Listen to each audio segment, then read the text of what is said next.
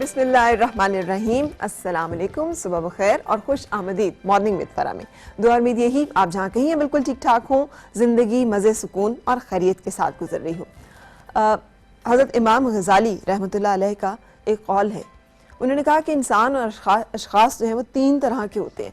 कुछ वो जो ग़िज़ा की तरह होते हैं, जिसका मतलब है कि जैसे हमें उनकी ज़रूरत होती है, हमें अपने जिस्म के तवानाई के लिए, चलते फिरते रहने के लिए खुराक की ज़रूरत है, इसी तरह से वो इंसान हमारी ज़िंदगी के लिए होते हैं। हमें उनकी ज़रूरत होती है हौसले के लिए, तवानाई के लिए, खुशियों के लिए, अपने आप को इस्तेहकाम देने के लिए, रिश्तों को इस्तेहकाम देने के लिए, ज़िंदगी को मीनिंगफुल करने के लिए।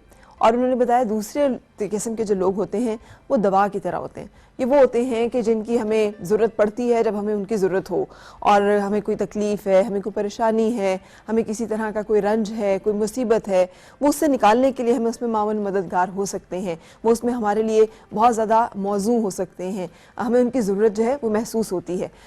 तीसरी किस्म के जो उन्होंने अफराद का ज़िक्र किया, उन्हें बताया ये वो होते हैं जो बीमारी की तरह होते हैं। ये वो लोग होते हैं कि जैसे बीमारी आ जाती है, मिल जाती है और तकलीफ़ देती है और फिर इंसान को परेशानी में डालती है, ये लोग भी इसी तरह के होते हैं। ये अगर मिल जाएं ज़िंदगी में तो उसकी वजह से फिर ज़िंदगी में दुख, तकलीफ़, कर्ब, अज़ियत, रंज और परेशानी, इस तरह की कैफियत जो है वो बढ़ जाती हैं। अब हज़रत इमाम गज़ाली तज़किरा जब कर रहे थे तो वो अशख़ास को, ये जिसे कहते हैं ना कि इंसान को पहचानना जो ज़िंदगी में बहुत ज़्यादा ज़रूरी होता है। अब ये इंसान को पहचान कर हम उसके साथ सोहबत इख्तियार करते हैं, और वो एक रिश्ता जिसे कि हम दोस्ती कह सकते हैं, या जिसे हम कह सकते हैं कि जहाँ पे हम बहुत सारे इंसानों के साथ किसी रिश्ते का कोई नाम दिए बगैर वक्त गुजारते हैं, उसमें हमें बहुत अच्छी तरह पता होना चाहिए कि कौन सा इंसान जो है वो अपनी आदात और सिफ़ात की वजह से किस तबीयत का मालिक है, और वो हमारी ज़िंदगी में दवा के तौर पर आएगा, ग़िज़ा के तौर पर रहेगा, या फिर बीमारी की सूरत में है कि अगर वो आ जाए तो उससे जितनी जल्दी जा हो सके छुटकारा हासिल करना, जान छुड़ाना, और उसके लिए जो दवा, जो ग़िज़ा साजगार है उसको बर वक्त इस्तेमाल करना ताकि उससे छुटकारा पाया जा सके और उसका नुकसान जो है वो कम से कम किया जा सके। ये एक ऐसा फ़न है कि जिन लोगों को ये मैसर होता है, जो क़याफ़ा शनासी कर सकते हैं, जो इंसान शनास होते हैं, वो जान लेते हैं और परख लेते हैं कि कौन सा इंसान इस काबिल है कि उसके साथ सोहबत इख्तियार की जाए और कौन सा इंसान इस काबिल है कि उसके साथ ना की जा सके। लेकिन बाज़ औक़ात ये पहचान इतनी आसान नहीं होती है, खासी मुश्किल होती है। लेकिन अगर हम किसी के साथ जुड़ जाते हैं, बहुत सारे एनवायरनमेंट्स ऐसे होते हैं, हम किसी दफ्तर में काम करते हैं, बहुत सारे लोग उसमें हमारी पसंद से नहीं आ सकते और हर बंदा हमारी पसंद का हो भी नहीं सकता। सो इसमें दवा, ग़िज़ा और बीमारी वाले तसव्वुर को ज़हन में रखा जाए तो हर तरह के लोगों के साथ हमें डील करना पड़ रहा होता है, हम उन्हें बदलने पर कासिर भी नहीं होते। तो वहाँ पर फिर आप सल्लल्लाहु अलैहि वसल्लम ने जो हमें एक गाइडलाइन दी हुई है अपने उस्वा के ज़रिए से कि आपने सोहबत का जो जिसे कहते हैं हकूक़, वो ज़रूर अदा करते हैं। और आप सल्लल्लाहु अलैहि वसल्लम एक दफ़ा सफ़र फरमा रहे थे तो एक सहाबी जो है वो साथ थे, रास्ते में रुके, जंगल से मिसवाक तोड़ी, एक ज़रा सीधी थी और दूसरी टेढ़ी थी, तो सीधी वाली मिसवाक जो है वो अपने सहाबी को दे दी और टेढ़ी वाली मिसवाक अपने पास रख ली। तो सहाबी ने कहा कि या रसूलल्लाह सल्लल्लाहु अलैहि वसल्लम, मुझसे ज़्यादा हक आपका इस सीधी मिसवाक पर है, तो आपके पास होनी चाहिए थी।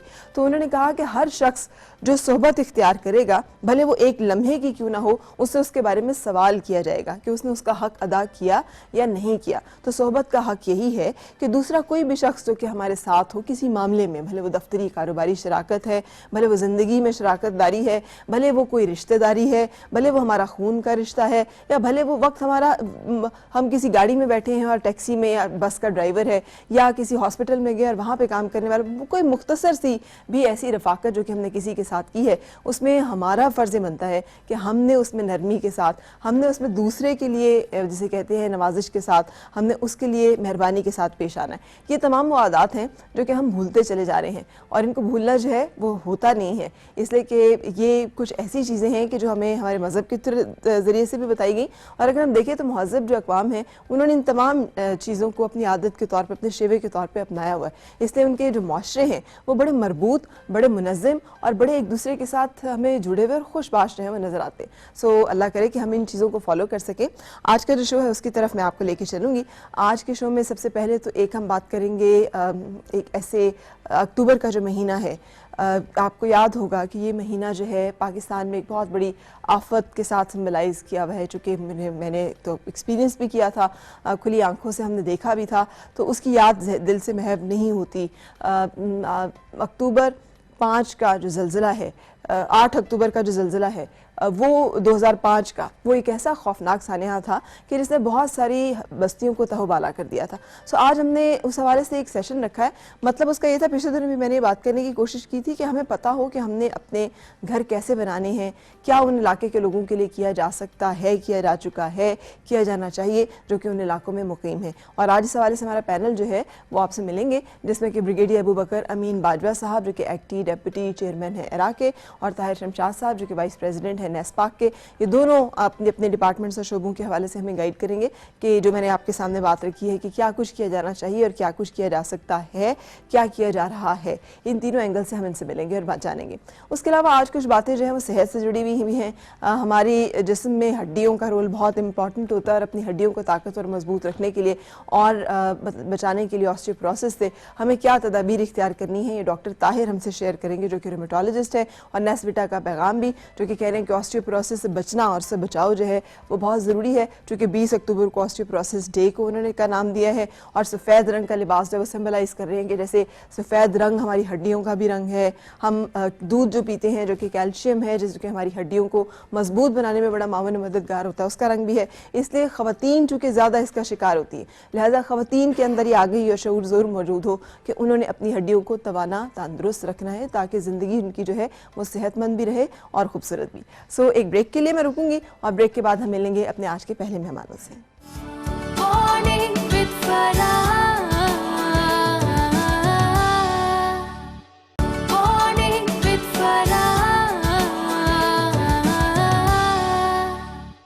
खुशामदीद और सबब खैर। आज हम जिस सानहे की बात करने जा रहे हैं उसकी दिल खराश यादें जो हैं वो आज भी हम सबको बहुत अच्छी तरह से याद हैं और कभी भुलाई भी भूल नहीं सकती। भूलना चाहिए भी नहीं ऐसे वाक़यात को, इसलिए कि जहाँ पे इसमें बहुत सारी तकरीब होती है वहाँ तामीर का सामान उस तरह से हो सकता है कि अगर हम उसमें से मस्बत सबक सीख लें और आने वाले दिनों को ज़्यादा महफूज कर जाएँ, जो कि हमारी ख्वाहिश भी है, दुआ भी, और जिसके लिए इदारे भी कायम है, जिनमें से एक इदारा एरा का जिक्र करना बहुत ज़रूरी होगा, क्योंकि इस इदारे की बुनियाद ठीक आज से 10 साल पहले रखी गई और अब जबकि 10 साल मुकम्मल हो चुके हैं, हम एक रिव्यू करेंगे कि इस इदारे ने अब तक क्या काम किया और उसके साथ साथ नेस्पाक जिनकी के बहुत सी कंट्रीब्यूशन जो है वो रही है, जो हमें गाइड कर सकते हैं कि फॉल्ट लाइन पे होने की वजह से हमें किस तरह की कंस्ट्रक्शन करनी है और किस तरह की कंस्ट्रक्शन करना हमारे अपने घरों को ज़्यादा महफूज बनाने के लिए, हमारी बिल्डिंग्स को, हमारे स्कूल्स को, हॉस्पिटल्स को बहुत ज़रूरी है। सो ये इन्फॉर्मेशन वो जो कि घर बैठे हमें चाहिए, इसलिए हम सब चाहते हैं कि हमारे घर, हमारे बच्चों के स्कूल, हमारे हॉस्पिटल, हमारी हर जगह जो है वो महफूज हो। सो आज इस हवाले से हमारी गुफ्तगू, सबसे पहले हम मिलेंगे ब्रिगेडियर अबू बकर अमीन बाजवा साहब। अस्सलाम वालेकुम सर। एक्टिंग डिप्टी चेयरमैन हैं आप एरा के, और ताहिर शमशाद साहब आप वाइस प्रेसिडेंट हैं नेस्पाक के। सबसे पहले तो बहुत शुक्रिया ज्वाइन करने के लिए, शुक्रिया। आपसे गुफ्तगू शुरू करना चाहूँगी, जैसे मैंने जिक्र किया 10 साल पूरे हो गए आपको, तो क्या इन 10 सालों में किया गया जो कि हम समझ सकते हैं कि एरा ने ये कंट्रीब्यूट किया, ये अचीव किया? शुक्रिया। मैं सबसे पहले तो उन तमाम लोगों से कि जिनके बहुत प्यारे जो थे वो 10 साल पहले उनसे बिछड़ गए थे, उनसे इजहार ताज़ियत करना चाहूँगा। ये एक बहुत बड़ा हादसा था जिसके लिए पाकिस्तान बिल्कुल तैयार नहीं था उस वक्त, और ना कोई ऑर्गेनाइजेशन एग्जिस्ट कर रही थी जो कि इस इतने बड़े हादसे के लिए लोगों की मदद कर सके। तो एमरजेंसी में एरा का क़याम हुआ और जो काम था इनके सामने वो यकीनन बहुत बड़ा था। ये हादसा, इसका अंदाज़ा आप इससे लगा सकते हैं कि तकरीबन 75,000 75,000 के करीब लोग जो हैं वो शहीद अपनी जानों से चले गए, और कोई 1,28,000 के करीब थे कि जो सीरियस किस्म के ज़ख्मी थे। बहुत बड़ा इंफ्रास्ट्रक्चर जो है वो डैमेज हो गया। कुछ 6 लाख लोगों के घर, 6 लाख घर वो हो गए, 35 लाख लोगों के 6 लाख घर थे जो कि डैमेज हुए। तो मैं समझता हूँ कि ये बहुत बड़ा टास्क था, और सबसे पहला काम जो मुझे बड़ा इत्मीनान है अभी ये कहते हुए कि अब 10 साल बाद ये तमाम इंफ्रास्ट्रक्चर जो था ये कई दहाइयों में बना था, मैं कहूँगा। तो अभी 1 दहाई हुई है और उसमें हमने तकरीबन 70% के करीब जो स्ट्रक्चर्स हैं वो अपने कंप्लीट कर लिए हैं, जो हमें मैंडेट मिला हुआ था। 6 लाख लोग अपने घरों में रह रहे हैं, और घर भी आम घर नहीं है, घर वो घर हैं कि जो कि ज़ल्ज़ला प्रूफ घर हैं, और उनका डिज़ाइन जो थे उस वक्त के जो बेस्ट कंसल्टेंट अवेलेबल थे जो कि नेस्पाक थी, उन्होंने डिज़ाइन किया। टेक्निकल चीज़ें ये आपको ज़्यादा बेहतर बता सकेंगे। और मैं एक और बात मेंशन करना चाहूँगा यहाँ पर कि 10 साल पहले 2005 से लेके अभी तक तकरीबन 130 से ज़ायद ज़लज़ले 4 रिक्टर स्केल से बड़े स्केल के आ चुके हैं और अल्हम्दुलिल्लाह इन तमाम ज़लज़लों में कोई भी ऐसा घर नहीं है कि जिसको कोई डैमेज हुआ हो, कोई भी ऐसा स्ट्रक्चर नहीं है जो कि एरा ने बनाया हो और वो डैमेज हुआ हो। जो 70% मुकम्मल हो गए, जो बाकी रह गए हैं, उसके लिए आप कितना अंदाज़ा लगा रहे हैं वक्त का कि वो भी? देखिए ये डायरेक्टली प्रोपोर्शनल होता है कि वसाइल के साथ। अच्छा। घर तो पहली ज़रूरत थी जहाँ पर लोगों ने रहना था, तो वो घर तो अल्हम्दुलिल्लाह बड़ी जल्दी मुकम्मल कर दिए गए। वो तकरीबन 2010-11 में लोगों के बड़े ज़रूरी है, मैंने सुना बच्चे बेचारे खुले आसमान तले। ये बिल्कुल सही कह रही हैं आप कि स्कूलों का ये काफ़ी मसला है और हमारा इस वक्त प्रायोरिटी जो है वो प्रायोरिटी 1 पे स्कूल हैं। उस वक्त सबसे बड़ा मसला ये था कि जी पहले तो घर लोगों को दिए जाएं, दूसरा उन जगहों पर पहुंचा जाए जहां पर ये तमाम रिस्ट्रक्चरिंग होनी है, जहाँ पर ये तामीर होनी है, तो उसके लिए ज़रूरी था कि सड़कें पुल बने और वहाँ पर पहुँचा जाए। तो वो काम उस वक्त उसको प्रायोरिटी दी गई। अब इस वक्त प्रायोरिटी हमारी स्कूल है। मेरा खुद अपनी मैं ज़ाती तौर पे भी समझता हूँ कि ये वो काम है कि जो वैसे आप देखें तो आप कहते हैं कि जी ये पहले से प्रायोरिटी में होना चाहिए था, यकीनन ये पहले से प्रायोरिटी में होना चाहिए था, लेकिन घर में 24 घंटे गुजारने हैं, स्कूल में चंद घंटे लोगों ने गुजारने हैं, तो उस हिसाब से भी देखें तो पहली प्रायोरिटी थी कि घरों में बसाया जाए।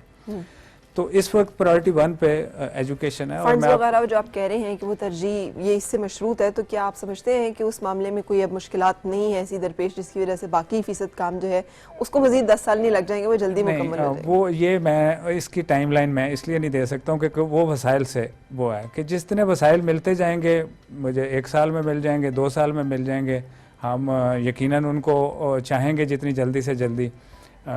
वज़ीर आज़म साहब ने भी एजुकेशन प्रोग्राम अनाउंस किया था जिसमें कि उन्होंने कहा था कि जी 1000 स्कूल बनाने हैं, 500 स्कूल आज़ाद कश्मीर में और 500 स्कूल जो है केपी के उन डिस्ट्रिक्ट्स में जहाँ पर कि ये ज़लज़ला आया था, तो उन पर भी काम हो रहा है। तो गवर्नमेंट की प्रायोरिटी भी ये है और हमारी प्रायोरिटी भी यकीनन वही है। बिल्कुल सही। और इस वक्त हम सर्टनली प्रायोरिटी नंबर 1 जो है वो एजुकेशन है और उसी पे हम काम कर रहे हैं। बिल्कुल सही।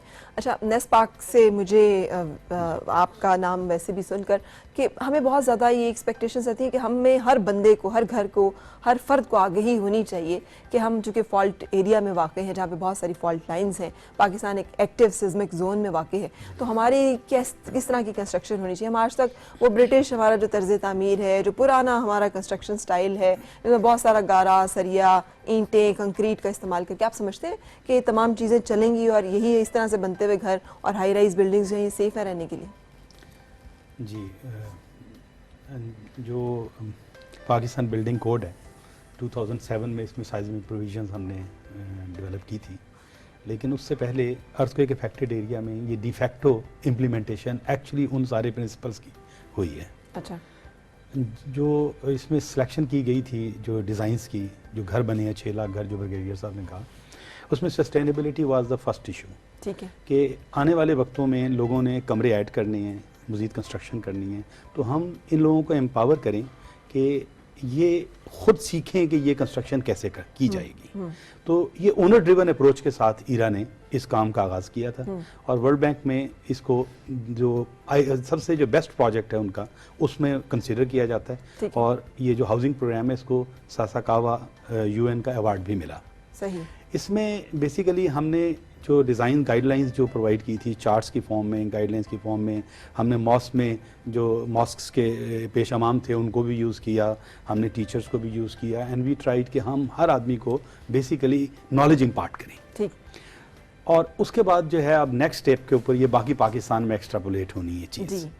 तो जहाँ तक आपका ताल्लुक है, जो हम यूज़ कर रहे हैं मटेरियल्स जो इंडिजिनस मटेरियल्स होते हैं, जो उस मुल्क में जो उसकी ट्रेडिशनल सदियों से जिस टाइप की कंस्ट्रक्शन लोग कर रहे होते हैं, हम उसी में रह के हमने अपना सोल्यूशन देना होता है। हम कोई अगर बिल्कुल ऑल टुगेदर एक नया मटेरियल यहाँ ले आएंगे तो वो स्ट्रेटजी इम्प्लीमेंटेबल नहीं होगी। ठीक है, यानी मटेरियल वही रहेंगे लेकिन उसके इस्तेमाल, उनका रेशो, उनका कॉम्बिनेशन जो है वो चेंज हो जाएगा। उनको वो हमें गाइडलाइन। अच्छा, कितना पाकिस्तान जो है वो खतरनाक है इस हवाले से कि यहाँ पे जल्जले आने की कितने इम्कानात है, कितने चांसेस हैं, फॉल्ट लाइंस कितनी एक्टिव हैं, आपका उस बारे में क्या राय है?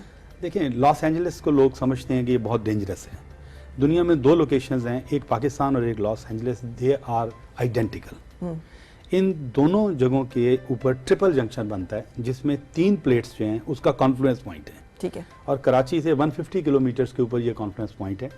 बाद में कुछ स्लाइड्स अगर हुई तो मैं उसको एक्सप्लेन भी कर स्लाइड्स दूंगा। चल रही हैं हमारी, आपकी जो स्लाइड्स हैं चाहिए। अच्छा, जिस तरीके से अब ये स्लाइड है, ये देखिए ये 12 प्लेट्स हैं जिसमें ये पूरी जो वर्ल्ड है ये 12 प्लेट्स के ऊपर है। नेक्स्ट जी, अब अगली जो स्लाइड है हाँ उसमें नेक्स्ट स्लाइड पे चलें। जी, अब ये जो प्लेट्स हैं ये फॉर्म जिस तरीके से मैंने वो दिखाया है कि नीचे से आप देखिए कि ये मिलियंस ऑफ ईयर्स के अंदर ये प्लेट्स मूव करती हुई ये ऊपर स्ट्राइक किया है इन्होंने, और इंडियन प्लेट जो यूरेशियन प्लेट को स्ट्राइक किया है और ये सबडक्ट हो रही है यूरेशियन प्लेट के नीचे, and it's a continuous process जिसकी वजह से जो ये हमारा एरिया है ये साइज्मिकली एक्टिव है। ठीक है।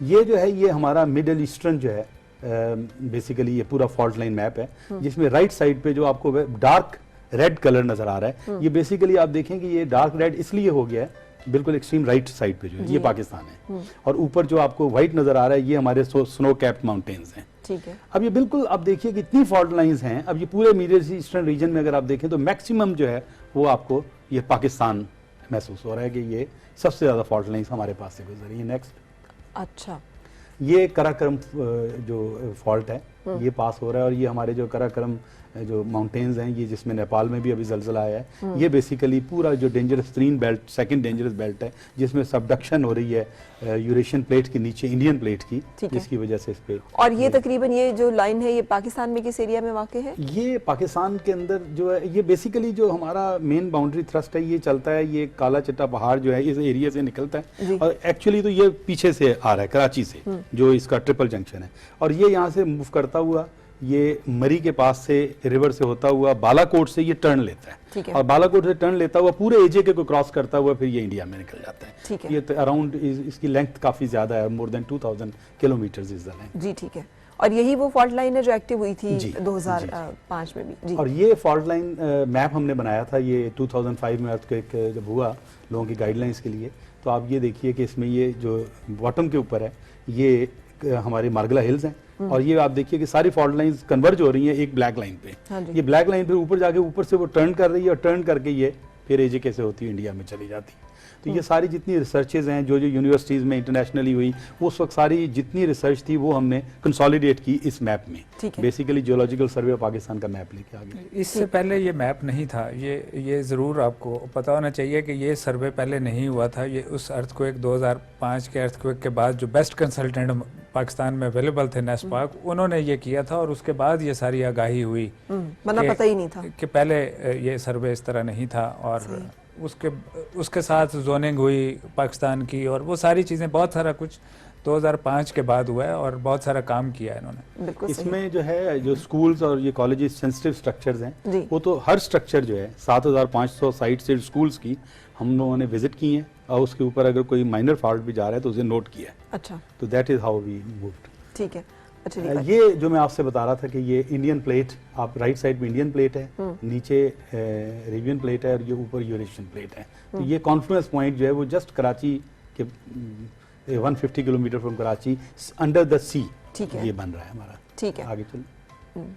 ये बेसिकली वही जो सबडक्शन शो हो रही है कि अरेबियन प्लेट है, इधर से इंडियन प्लेट है, और ऊपर यूरेशियन प्लेट। ठीक है। अच्छा, इन सब को देखकर हमें अंदाजा हो रहा है कि हमें बहुत इस बारे में सेंसिटिव रहने की जरूरत होगी कि पाकिस्तान में खुदा न खास्ता आने वाले दिनों में इस तरह की कोई तबाही जो है इतनी स्केल पे ना हो सके। हम जापान को जानते हैं, जापान भी यहाँ हर रोज़ वहाँ पे ज़लज़ले आते हैं, लेकिन वहाँ पे तो डिज़ास्टर इतना नहीं होता। तो अब जो मेजर्स लिए गए हैं, क्या आप समझते हैं कि वो इस तरह के हैं कि आइंदा आने वाले दिनों में हम किसी भी खुदा न खास्ता ऐसी नागहानी आफत को सस्टेन कर जाएंगे और इतनी तबाही नहीं होगी? देखिए, मैं तो आपको जो बता सकता हूँ वो तो जिधर एरा ने काम किया वो 4 डिस्ट्रिक्ट आज़ाद कश्मीर के हैं, और 5 डिस्ट्रिक्ट जो हैं वो KPK के हैं कि जिनमें इन्होंने काम किया। उसमें उन डिस्ट्रिक्ट्स में अब एक मैसिव अवेयरनेस कैंपेन चलाई गई। उन डिस्ट्रिक्ट्स में तकरीबन 20,000 वॉलंटियर्स कम्युनिटी को इन्वॉल्व करके वो ट्रेन किए गए। लेकिन बाकी पाकिस्तान को ये इन्फॉर्मेशन चली गई कि उन्होंने क्या करना है? देखिए, हमारा मैंडेट तो था AJK और KPK के रिलेटेड। वहाँ पर सबसे पहले ज़रूरत क्या होती है? स्टोर्स अवेलेबल हों, लोगों को पता हो क्या करना है। स्टोर्स 303 यूनियन काउंसिलों में स्टोर्स दे दिए गए हैं, रखवा दिए गए हैं। इसके अलावा 4 हब्स हैं, 2 AJK में और 2 KPK में, कि जहाँ पर डिस्ट्रिक्ट लेवल पे ये स्टोर्स रखे गए हैं ताकि इन केस ऑफ इमरजेंसी। पहले तो ये प्रॉब्लम भी था ना कि वहाँ तक स्टोर पहुँचाने मुश्किल थे कि जहाँ पर जाता है, तो अब स्टोर्स वहाँ पर मौजूद हैं। स्टोर्स का मतलब क्या होगा कि जो आपको इमीडिएट रिलीफ और रेस्क्यू के लिए चीज़ें चाहिए होती हैं वो वहाँ पर मौजूद हों, उन यूनियन काउंसिल लेवल पर भी मौजूद हैं, और वो लोग जो कि हेल्प कर सकते हों। तो मैंने जैसे आपको कहा तकरीबन 20,000 लोगों को ट्रेनिंग दी गई हमारे एरा के अंडर, और उसमें से 4,000 ख्वातीन हैं, 3,600 कुछ के करीब ख्वातीन हैं कि जिनको शिकायत एरा से अक्सर लोगों को रहती है वो ये कि बालाकोट आप लोगों ने कहा था मुंतकिल कर देंगे उन्हें, वो फॉल्ट लाइन पे होने के बावजूद वो हम लोग भी गए वहाँ पे, तो वो आज भी वो पुराना इलाका जो है वहीं पर ही लोग उन्हीं गिरे हुए घरों को ही दोबारा तामीर पहले तो ये डिजास्टर पे बात कर लेते हैं, फिर मैं बालाकोट पर आता हूँ।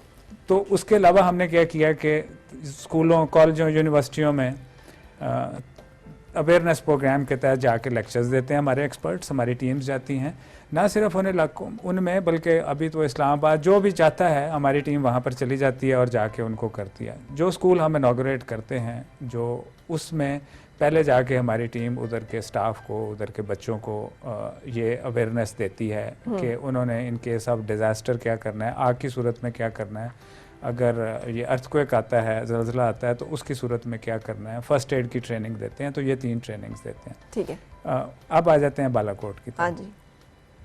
मुझे ज़ाती तौर पे बहुत अफसोस है कि इतने साल गुजर गए, 10 साल गुजर गए और बालाकोट नहीं, शहर नहीं बच सका। लेकिन देखना ये वजूहात क्या हैं, उसमें 1% भी वजह एरा नहीं है। फिर कौन वजह? उसकी वजह बड़ी सिंपल है। अगर मैंने अपना घर भी बनाना हो, मैं इसकी मिसाल इस तरह देता हूँ, तो 2 चीज़ों की ज़रूरत होती है, एक ज़मीन और दूसरा सरमाया। जी। अगर मुझे ज़मीन नहीं मिलेगी तो मैं घर किसी पे बनाऊँगा। यानी आपको ज़मीन नहीं मिली? हमें सिर्फ 14%, आज जब हम बात कर रहे हैं 14% ज़मीन हमें मिली है उसमें, और वो 14% 100% मुकम्मल है। जो मेरा काम था, एरा का काम था, वो कर दिया। अब वो ज़मीन हमारे पास है नहीं, जब वो ज़मीन उस पर नाजायज़ काबज़ीन है, जब वो हमारे पास कोई इख्तियार, हमारे पास कोई तरीका नहीं है कि उनको उठाया जाए। वो जैसे ही हमें मिल जाएगी हम काम करने को तैयार हैं। ज़मीन के साथ तो दूसरा काम है वसाइल। किसकी जुरिस्डिक्शन में आते हैं, वफाकी हुकूमत की या सूबाई हुकूमत? सूबाई, अच्छा, प्रोविंशियल हुकूमत की। जी, उन्होंने हमें ज़मीन लेकर देनी है क्योंकि वो ज़मीन उनकी है और उन्होंने वो उन काबज़ीन से हमारे हवाले करनी है। आप भी किसी कंट्रैक्टर को भी आपने घर बनवाना हो तो आप ये तो नहीं कह सकते हैं कि जाएं जी आप ज़मीन भी खुद लें और पैसे भी खुद लगाएं। तो ये तसाहुल है, गफलत है, लापरवाही है, या ये क्या है? मैं उस पर इसलिए मैंने जैसे कहा कि मुझे अफसोस है कि लोग आज 10 सालों के बावजूद, हालांकि हमने जब बालाकोट, पुराने बालाकोट में, क्योंकि ऐसे तो हो नहीं सकता था कि उनको उठा के साइड पे कर लेते वहाँ से और ये घर वो बनना शुरू हो जाता, तो उन्होंने रहना तो था। तो उनको हमने टेम्परेरी हाउसिंग दी, शेल्टर्स दिए, उनके तमाम फैसिलिटीज़ जो कि मुमकिन हो सकती थी वो उन लोगों को दी। ठीक है। और आज 10 साल के बावजूद मैंने कहा कि 14% हमें मिली है, 14% हमने 100% मुकम्मल कर दिया। उसमें गलियाँ, सड़कें, स्कूल, प्लॉटिंग तमाम हो चुकी है। 2 अभी स्कूल बने हैं, पिछले महीने में गया था, मैं खुद देख के आया हूँ, और अगले महीने इंशाल्लाह उनका इफ्तिताह भी होगा। गर्ल्स और बॉयज़ के अलग-अलग स्कूल। अच्छा, ये जो स्कूल हम बना रहे हैं, जो वो कर रहे हैं, ये पहले से बहुत बेहतर बना रहे हैं। जैसे आपने पहले बात भी की कि जी आइंदा नुकसान होगा कि दोबारा या क्या बेहतरी है, तो वो बेहतरी हमारी ये है कि एक तो पहले से बेहतर बना रहे हैं और फ्यूचर की, आइंदा की नीड्स को भी हम उनका ख्याल कर रहे हैं कि जो वो होगी, जैसे पानी की वो है, तो ये बड़े शहरों में मुजफ्फराबाद, बाग वगैरह में तो 20-20 साल, 30-30 साल ज़्यादा पानी मौजूद है कि वहाँ उसके लिए ज़रूरत नहीं पड़ेगी। जो स्कूल बने हैं उसमें वो फर्नीचर और इंफ्रास्ट्रक्चर मैंने उनका देखा है कि जो मैंने कभी इस्लामाबाद या किसी भी पाकिस्तान के किसी स्कूल में नहीं देखा। बड़ी खुशाइन बात है। और एक और उसके डिज़ास्टर के लिए जो हमने वो किया है, ये कि इन स्कूलों के, छोटी सी बात बताता हूँ कि जैसे है कि इनके दरवाजे बाहर को खुलते हैं। पहले बहुत ज़्यादा नुकसान इस वजह से हुआ था कि बच्चे अंदर थे, ऊपर से बिल्डिंग्स कोलैप्स हो गई, दरवाजे अंदर को खुलते थे वो नहीं। अब बड़ी छोटी छोटी चीज़ों का भी ख्याल रखा गया है कि जी वहाँ उनके पास स्टोर्स भी मौजूद हों उनको लेकिन अवेयरनेस ये भी कितनी हो। छोटी सी टिप है कि दरवाजे बाहर की, क्या पूरे पाकिस्तान में दरवाजे बाहर की तरफ खुलने चाहिए शमशाद साहब? जी बिल्कुल। यानी हमारे तो सारे दरवाजे हमारा- अंदर की तरफ खुलते देखिए, हैं। हमारी सिर्फ पूरे पाकिस्तान में एक तहसील है जो जोन 1 जो कि बहुत लो लेवल के साइज्मिक वल्नरेबिलिटी है, बाकी तमाम तहसील जो है जोन 2 एंड अबव में है। अच्छा, और जो जोन 2 एंड अबव है इसके अंदर सारी जो प्रिकॉशंस हैं वो लेनी है। वो प्रिकॉशंस क्या हैं वो हम फॉर आपसे ब्रेक के बाद, एग्जांपल जो लेआउट्स हैं, अच्छा चलिए ब्रेक के बाद जब हम आएंगे तो हम इन्हीं प्रिकॉशंस को डिस्कस करेंगे, जो हमारा मेन मकसद आप तक पहुंचाना, कि ये जरूर जहन में रहे कि इस तरह की सूरत हाल खुदा न खासा पेश आ सकती है, तो कैसे हम उससे बचने के लिए अभी से तैयारी जो है वो रख सकते हैं। और उसके साथ साथ हमने कुछ ऐसी आपके लिए रिकॉर्ड भी किए हैं डिजास्टर मैनेजमेंट एक्टिविटीज और ड्रिल्स, जो कि हमें पता होनी चाहिए कि अगर ये सूरत हाल हो तो ज़लज़ले की सूरत में क्या करना है, आग की सूरत में क्या करना है, वो भी हम देखेंगे और शेयर करेंगे आपके साथ। लेकिन पहले break. Morning with Farah. Morning with Farah. खुशामदीद और सुबह खैर। हम अपने महफूज कल के लिए आज बातचीत कर रहे हैं, वो जो कि जानना हमें बहुत ज़रूरी है कि हमें किस तरह के घर, किस तरह के स्कूल, इमारत चाहिए हैं, ताकि हम जो कि एक ऐसे जोन में बैठे हुए हैं जहाँ पर कि ज़लज़ला आने के इम्कानात बाकी इलाकों से, बाकी ममालिक से कुछ ज़्यादा हैं, तो हम अपने आप को ज़्यादा महफूज रख सकें। और उसके लिए क्या क्या हमें चीज़ों के बारे में आगाही होना ज़रूरी है, ये हमारे साथ शेयर करें आज ब्रिगेडियर अबू बकर अमीन बाजवा साहब, जो कि एक्टिंग डिप्टी चेयरमैन है इराक के, और ताहिर शमशाद साहब, जो कि वाइस प्रेसिडेंट है नेस्पाक के। आपने जिक्र किया कि एक तहसील के अलावा बाकी तमाम तहसील जो हैं वो जोन 2 से ऊपर हैं, इसका मतलब क्या हुआ? यानी कौन से एरिया ज़्यादा खतरनाक है, किन इलाकों के लोगों को ज़्यादा केयरफुल रहना है, और कहाँ पे हम ज़रा सुकून का सांस ले सकते हैं? देखें, दो चीज़ें हैं। जहाँ तक तो बहुत ज़्यादा जो ख़तरनाक एरियाज़ हैं वो जोन 4 और जोन 3। वो कौन से हैं? वो हमारी जो मकरान कोस्टल लाइन है वो है। उसके बाद जो ट्रिपल जंक्शन से एक फॉल्ट लाइन है जो इंडस के साथ साथ किरथर रेंज से स्टार्ट होती है और ये ऊपर अगेन हमारे एरिया से निकलते अफगानिस्तान में निकल जाती है। यानी कराची और उसके पास के हाँ, एरियाज। कराची के बिल्कुल साथ साथ चलती है। अब वल्नरेबिलिटी दो चीज़ों पे डिपेंड करती है। एक ये कि वहाँ पे पॉपुलेशन कितनी है और वो किस टाइप के घरों में रहती है। अगर मैं उस चीज़ को देखूं तो कराची जो है वो मेरे ख्याल में सबसे ज़्यादा वल्नरेबल एरिया है, लेकिन अभी तक कराची को महफूज समझा जाता है, जबकि कराची और इस्लामाबाद जो बिल्डिंग कोड ऑफ पाकिस्तान है उसमें दोनों एक एग्जैक्ट 2B जोन में फॉल करती हैं। अच्छा, और कराची जिस तरह मैंने कहा ट्रिपल जंक्शन के करीब है, मकरान कोस्ट के ऊपर कई एरियाज हैं जो जोन 4 है, which is a part mid part of the Muzaffarabad, ठीक। यानी एक्सट्रीम, इससे ज़्यादा वल्नरेबल दुनिया में कोई जगह नहीं हो सकती। Zone 4 uniform building code USA के मुताबिक मैक्सिमम जोन होता है। ठीक। कराची का जो प्रॉब्लम है बेसिकली ये है कि ये माइग्रेंट्स का शहर है, लोगों ने इंक्रीमेंटल डेवलपमेंट इसमें की। लोग जब गए तो उन्होंने वो जो ईंटों के जो अपना थल्ले बन गए उनमें से उन्होंने 1-20 बड़ी पुअर किस्म की ईंटें ली, उसके बाद उसके ऊपर चादरें बिछाई, कुछ थोड़ा से सोशो इकोनॉमिक कंडीशंस इंप्रूव हुई, वो चादरें जो थी बीम टाइल में कन्वर्ट हुई, कोई बच्चे हुए, एक्सटेंड करने की ज़रूरत हुई, मिस्त्री ने कहा दोनों तरफ प्लास्टर करो और ऊपर मैं इसके थोड़ा सा प्लास्टर थिक करूंगा तो एक मंजिल और बन जाएगी। उन्होंने एक और मंजिल बना ली, उसके बाद फर्दर एक्सपेंशन की ज़रूरत हुई और बना ली। तो जो वहाँ की जो कंस्ट्रक्शन है वो इंक्रीमेंटल बेसिस पे जो हुई है दैट इज एक्सट्रीमली डेंजरस। सही। दूसरी चीज़ जो है वो है कि कराची के अंदर हाई राइज जो है, even pre partition high rise यानी अपार्टमेंट्स का वो कॉन्सेप्ट था। और पाकिस्तान में ब्रिटिश ने जब राज किया तो ब्रिटिश बुक्स हमने पढ़ी और ब्रिटिश कोड ही हमने फॉलो किया। CP 114 जो मेरे इंजीनियर दोस्त सुन रहे हैं उन्हें पता है, इवन हमने भी वही पढ़ा।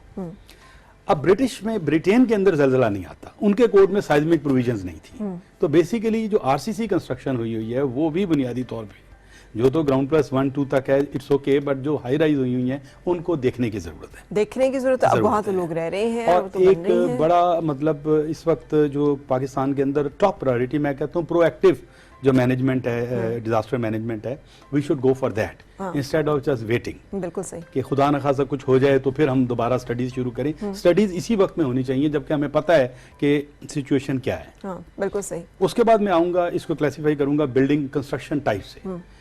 जो RCC कंस्ट्रक्शन है वो हमारे पूरे मुल्क में अगर हम देखें तो वो हार्डली कोई 15-16% है।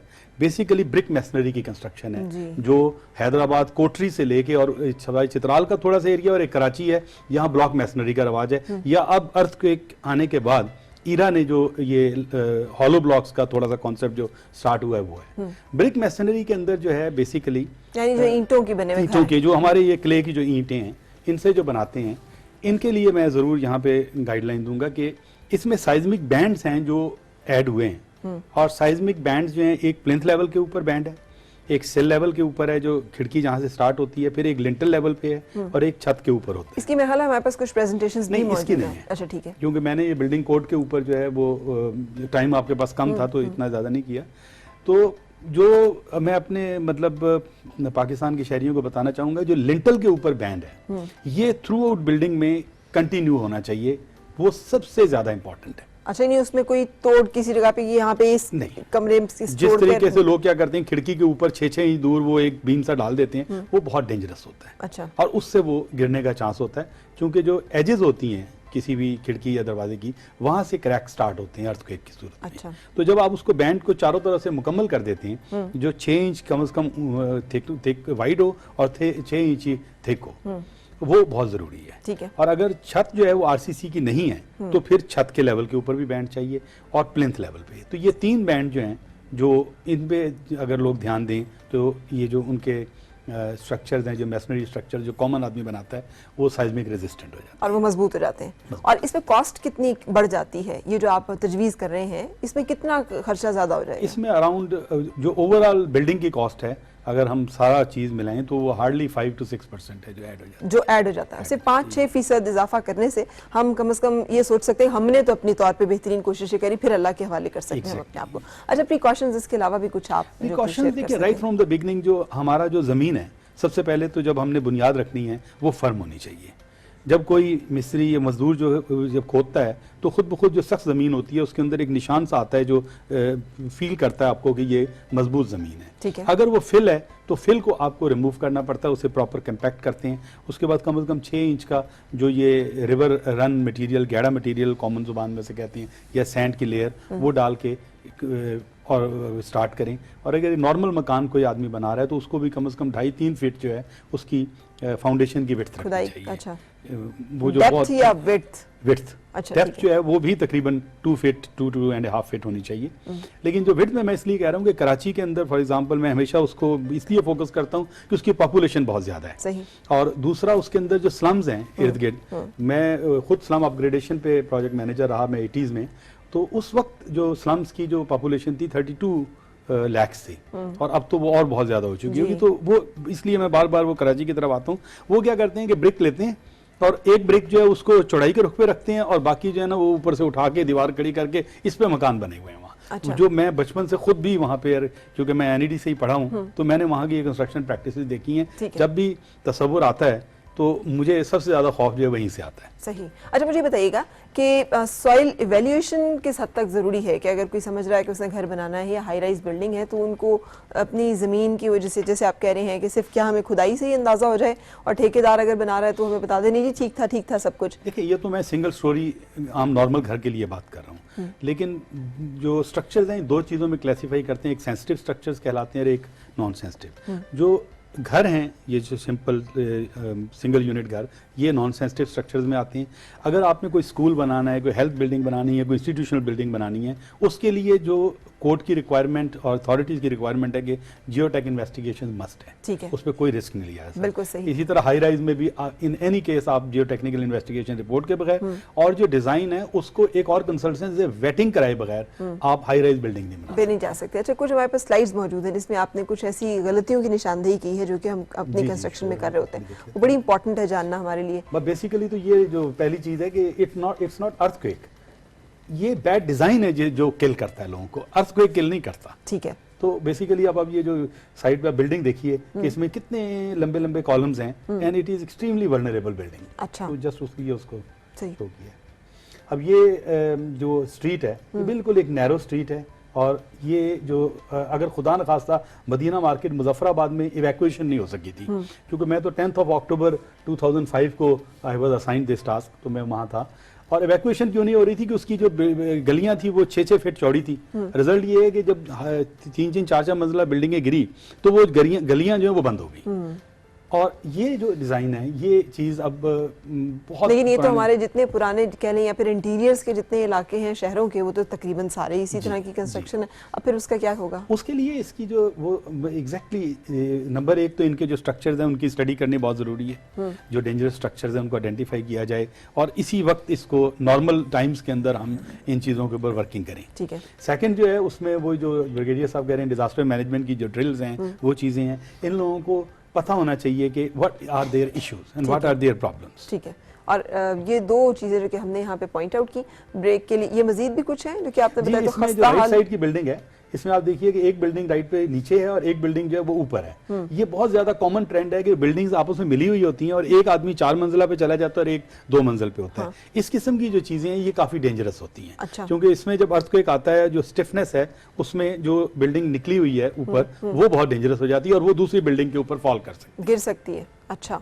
और ये बेसिकली जो आपका इन्फोर्समेंट है वो जो शो कर रही है कि देखें ये जो रिंग्स हैं ये बेसिकली इसका जो डिस्टेंस है जो बिल्डिंग ब्रिटिश कोड में नॉर्मली लोग 12 इंच का रखते थे, अगर ये दरमियान में एक स्टिरअप जो 1/4 इंच के सरिये की होती है वो होती तो ये बकल ना करता सरिया। अच्छा। जिसकी वजह से वो बिल्डिंग पूरी की पूरी कोलैप्स कर गई। बिल्कुल ठीक है। ये जो है आपकी लेटरल ब्रेसिंग्स हैं वो देखिए कि आपके कॉलम्स के अंदर डिस्टेंस से ज्यादा होने की वजह से लेटरल ब्रेसिंग्स ठीक ना होने की वजह से बिल्डिंग जो कोलैप्स कर दी है। ठीक है। ये भी अगेन आप देखिए कि ये जो इम्प्रॉपर डिजाइन है वो जो स्टिरअप्स ना होने की वजह से ये कॉलम्स जो हैं यानी सरिया ज्यादा नहीं डाला गया प्रॉपर? नहीं, ये नहीं है। ये जो बालाकोट है पर्टिकुलरली इसके अंदर प्राइवेट बिल्डिंग्स भी थी, स्कूल जो गवर्नमेंट की बिल्डिंग थी उसमें मुझे ये कहने में कोई आड़ नहीं कि इट्स सो अनफॉर्चुनेट कि हम जिस स्कूल पे गए वहां पे जाके रुके तो लोग रो रहे थे और बता रहे थे हमें कि इस छत के नीचे भी 400 बच्चियां हैं, 450 बच्चियां हैं और 3-3 फीट की दीवारें हैं। इसका मतलब ये है कि डिजाइन के अंदर अगर 3 फीट की दीवार थी लेकिन इस बार सो अनफॉर्चुनेट कि बाहर की तरफ से उन्होंने ड्रेस्ड स्टोन लगाए हुए थे और अंदर सारे गोल पत्थर दरियाओं के लाके भर के 3 फीट की विड्थ की हुई थी। और ये एक कॉमन फिनोमेना था जो हमने अर्थक्वेक के बाद इन एरियाज को विजिट किया, which is definitely corruption and may be के जो कॉन्ट्रैक्टर्स थे तो वो उनको अंदाजा ही नहीं था। जो टोटल क्वालिटी मैनेजमेंट का असूल है कि यूजर से लेके और जितनी चेन है उन सबको क्वालिटी का पता हो। ठीक है। तो हमारे मजदूरों को और कुछ ठेकेदारों को तो अंदाजा भी नहीं होता कि वो जो कर रहे हैं वो कितना डेंजरस कर हाँ रहे जी, हैं। वो कितना मुश्किल हो सकता है। ब्रेक के लिए रुकने के बाद हम कंटिन्यू करेंगे अपने सेशन को, साथ रहिएगा। Morning with Farah. Morning with Farah.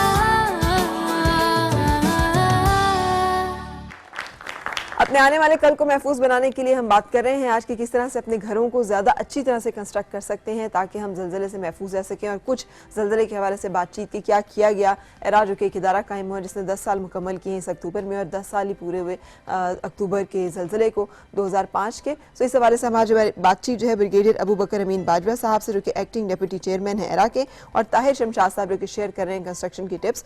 बहुत वैल्यूएबल ये टिप्स हैं जो कि हमें काम आ सकती हैं, वाइस प्रेसिडेंट नेस्पाक के। अच्छा, आपकी इजाज़त से सर, चूंकि हमने एक टॉपिक छेड़ा हुआ है तो कुछ ऐसी चीज़ें जो कि आप सजेस्ट कर सकें मजीद कि जो आप समझते हैं कि पॉइंट आउट कर सकें कि जो हम करें तो हम बच सकते हैं, हमारी बिल्डिंग ज़्यादा महफूज हो सकती हैं, वो क्या है? जी, बेसिकली जिस तरह मैंने कहा कि जो तो सेंसिटिव स्ट्रक्चर्स हैं और जो हाई राइज बिल्डिंग्स हैं वो तो प्रॉपर डिज़ाइन हो, नंबर 1, नंबर 2 प्रॉपर वेटिंग हो और उसके बाद उस पर जाएं। जो इंपॉर्टेंट चीज़ है वो ये है कि ये जो अवेयरनेस है ये मैथ लेवल के ऊपर, डिफरेंट लेवल के ऊपर हो ताकि किसी भी जगह के ऊपर कोई गलती हो तो हर आदमी देख सके कि ये चीज़ किसके गलत हो मैंडेट रही में है। आता है? क्या ये कि अवेयरनेस हो, क्या ये एरा के उसमें फॉल करता है या कोई ये- और इदारा है इसके लिए? ये जो बिल्डिंग कोड ऑफ पाकिस्तान है बेसिकली उसकी जो इम्प्लीमेंटेशन है ये ministry of housing and works है जो अभी कस्टोडियन है बिल्डिंग कोड ऑफ पाकिस्तान की। आप वो कर रहे हैं इसको प्रॉपरली वो इसको अवेयरनेस? मतलब स्टार्ट कर रहे हैं, लेकिन ये है कि इसकी जो अवेयरनेस है वो डिफरेंट लेवल के ऊपर जो कम्युनिकेशन स्ट्रेटजी है वो जो टारगेट ग्रुप है उसको देखते हुए डिफरेंट कम्युनिकेशन स्ट्रेटजी के साथ इसकी अवेयरनेस के प्रॉपर जरूरत है। प्लान करने की जरूरत जी, है। सही। क्योंकि जो चीज़ मैं कि एक इंजीनियर को समझा सकता हूँ उसी तरीके से वो चीज़ मैं एक आम आदमी को नहीं समझा बिल्कुल सकूंगा। सही। तो एक बड़े मेजर लेवल के ऊपर गवर्नमेंट के लेवल पे इसको अरे अगर किसी ने घर बनवाना हो तो हमारे यहाँ पे तो एक ठेकेदार होता है, आप क्या सजेस्ट करते हैं कि सेफ बिल्डिंग के लिए, सेफ घर के लिए हमें किसको हायर करना चाहिए, किससे घर बनवाना चाहिए? देखिए असूलन तो जो स्ट्रक्चरल इंजीनियर्स हैं उनकी इन्वॉल्वमेंट होनी चाहिए। होती और है? एटलीस्ट कितनी की प्रैक्टिस है? नहीं, ये प्रैक्टिस बिल्कुल नहीं है। इवन जो हमारे आरसीसी के घर जो बनाते हैं लोग, वो भी हार्डली किसी से लाइन प्लान बनवा लेते हैं अगर कोई उनका जानने वाला हो, अदरवाइज ये सारी चीज़ें वो खुद ही करते हैं। अच्छा। और अवेयरनेस के लिए जिस तरह मैं कह रहा हूँ कि डिफरेंट लेवल्स के ऊपर जो टिप्स की ज़रूरत है, जो बिल्डिंग कोड के अंदर जो चंद चीज़ें हैं वो अगर हम आम लोगों को भी समझा सकें। इवन आप आज भी मैंने 2-3 स्लाइड्स हैं इसमें रखी प्लीज हैं। अगर आप वो समझा सकें। हाँ, ये इन्फोर्समेंट की स्लाइड है। जो मोस्ट डेंजरस चीज़ है, जो मैं उसको भी बता रहा था बालाकोट में, कि जब हमने उसके टेस्टिंग कराई तो कंक्रीट जो था वो रिक्वायर्ड क्वालिटी से बेहतर था, ठीक है। और जो स्टील था वो भी रिक्वायर्ड क्वांटिटी से ज्यादा था। अच्छा, इसके अपनी बावजूद तरफ- वो बिल्डिंगें गिर गई। क्यों? इसलिए कि इट्स नॉट द इन्फोर्समेंट कि इसकी क्वांटिटी। हमारे यहाँ तो ये समझा जाता है ना कि इसने 1 कनाल का घर बनाया था, 20 टन सरिया डाला, मैंने 30 टन डाला और मैं बड़ा खुश हूं कि मैंने मजबूत किया। हाँ। It's not. बाज़ औक़ात ओवर इन्फोर्स और ज्यादा नुकसानदेह होता है। अच्छा। इसी तरीके से जो जॉइंट्स हैं कि सरिया डाला किस तरह है और उसकी जो डिटेलिंग है वो है जो बिल्डिंग को सेफ बनाती है। ठीक है। It's not only the amount of the steel, ठीक है, and the quality of the concrete. ठीक है। तो ये जो स्लाइड्स पे जी। हाँ जी, ये फॉर एग्जांपल जो बीम्स हैं, अब इसमें जो ये कॉलम्स के साथ आप ये नीचे एक बीम देख रहे हैं, इसमें जो स्टेरप्स हैं लोग एक डिस्टेंस के ऊपर डाल देते हैं। जो ये इनिशियली जॉइंट्स के करीब जो है ये 3 इंच से आप डिस्टेंस से चलते हैं और 4 इंच तक जाते हैं। सेंटर में जाके ये मैक्सिमम जो है 5 इंचेस तक इसकी यानी spacing- जहां जहां पे जॉइंट होगा बिल्डिंग में वहां पे आप इसे ज्यादा इसकी नजदीक स्पेसिंग कर देंगे। नजदीक कर देते हैं। इसी तरीके से लेफ्ट साइड के ऊपर जो आप देखें तो ये एक टिपिकल जो इसकी बीम की उन्होंने डिटेल दी हुई है। इसमें जो इसकी हुक्स होती हैं, जो आप इसके स्टिरप्स डालते हैं, जिसे 2 सूतर का सरिया मिस्त्रियों की लैंग्वेज में हम लोग कहते हैं 1/4 का सरिया होता है। इसको जो हुक है, ये लोग क्या करते हैं कि नॉर्मली वो इसे यूं स्प्लाइस यूं करके छोड़ देते हैं। ये इतनी इंपॉर्टेंट है कि इसको अगर अंदर की तरफ 45 डिग्री पे टर्न करें तो जब अर्थक्वेक आता है लेटरल फोर्सेस की वजह से वो जो इसकी जो रिइंफोर्समेंट पे प्रेशर आता है तो ये स्टिरप्स उसको रोकती हैं, और जो आपने सरिया डाला है उसको 45 पे अगर मोड़ा है अंदर, इसे हम साइज में हुक कहते हैं, तो वो उसको जो फेलियर से महफूज करती हैं। अब इसमें सरिया ज्यादा नहीं है, सिर्फ एक एहतियात है कि जो हुक लगाया है उसे अंदर की तरफ 45 डिग्री में मोड़ा जाए। बिल्कुल सही। लेकिन हम इससे बेहतर ज्यादा सरिया डाल के भी इसलिए गैर महफूज बना लेते हैं। बिल्कुल सही। एक तो ये टिप होगी, कुछ और भी इस हवाले से बातें हैं? 2-3 स्लाइड्स हैं वो मैं दिखा रहा हूं आपको। ये आपको कॉलम्स है। अब जब इसमें स्टिरप्स जो हैं जब चलती हैं तो अगर एक हुक जो है आपने एक तरफ डाला है तो नेक्स्ट जो हुक होगा वो उसके साथ आप रोटेशन में उससे अगला हुक दूसरी जगह पे बनेगा, तीसरा हुक तीसरी साइड पे बनेगा। इस तरीके से रोटेशन में हुक्स को बनाते हैं ताकि वो महफूज रह सके। बिल्कुल ठीक। वो घूमता ही, जैसे एक बिल्डिंग के एक पिलर के गिर्द घूमते हुए वो हुक्स में वो चलेंगे। बेसिकली इसमें अब ये देखिए ये हुक जो है ना वो एग्जैक्टली वो आपको 45 डिग्री पे टर्न नजर आ रहा है। ठीक है। तो ये एक मामूली से टिप है कि रिइंफोर्समेंट जो है बीम्स में और कॉलम्स में जब बनाई जाए तो वो इस तरीके से बनाई बिल्कुल सही। आपके तवज्जुह से and we are very thankful, हमने कुछ ड्रिल्स रिकॉर्ड की हैं कि अगर डिजास्टर की सूरत में हमने कैसे अपने बच्चों को, अपने घर को, अपने आप को महफूज करना है। सो ये छोटे छोटे से बच्चे जो कि एक डे केयर सेंटर में हैं, उनकी हमने ड्रिल जो है वो आपके लिए रिकॉर्ड की है। वो आप देखेंगे कि किस तरह से हमने अपने बच्चों को सिखाना है कि ज़लज़ला और खुद भी इन मेयर्स को इख्तियार करना है ताकि हम महफूज रह सकें ज़लज़ले के दौरान। कुदरती आफात के खतरात से बचने के लिए इस सिलसिले में हमने एक training learn Elicious day care centre and pre school में एक छोटे बच्चों की क्लास को ट्रेनिंग कराई कि उनकी मैम जब पहली विसल बजाएंगी तो इसका मतलब ज़लज़ला आ गया, तो उन्होंने उसको अपनी सेफ पोजीशंस में चले जाना है जहाँ उनकी ज़िंदगी को ख़तरात कम से कम होंगे और वो महफूज रहेंगे। इसी तरह जब वो ज़लज़ला ख़त्म हो जाएगा तो दूसरी विसल बजाने पे ये बच्चे सेफ एवैक्यूएशन करेंगे। उसकी ड्रिल और रिहर्सल हम आपको दिखाते हैं।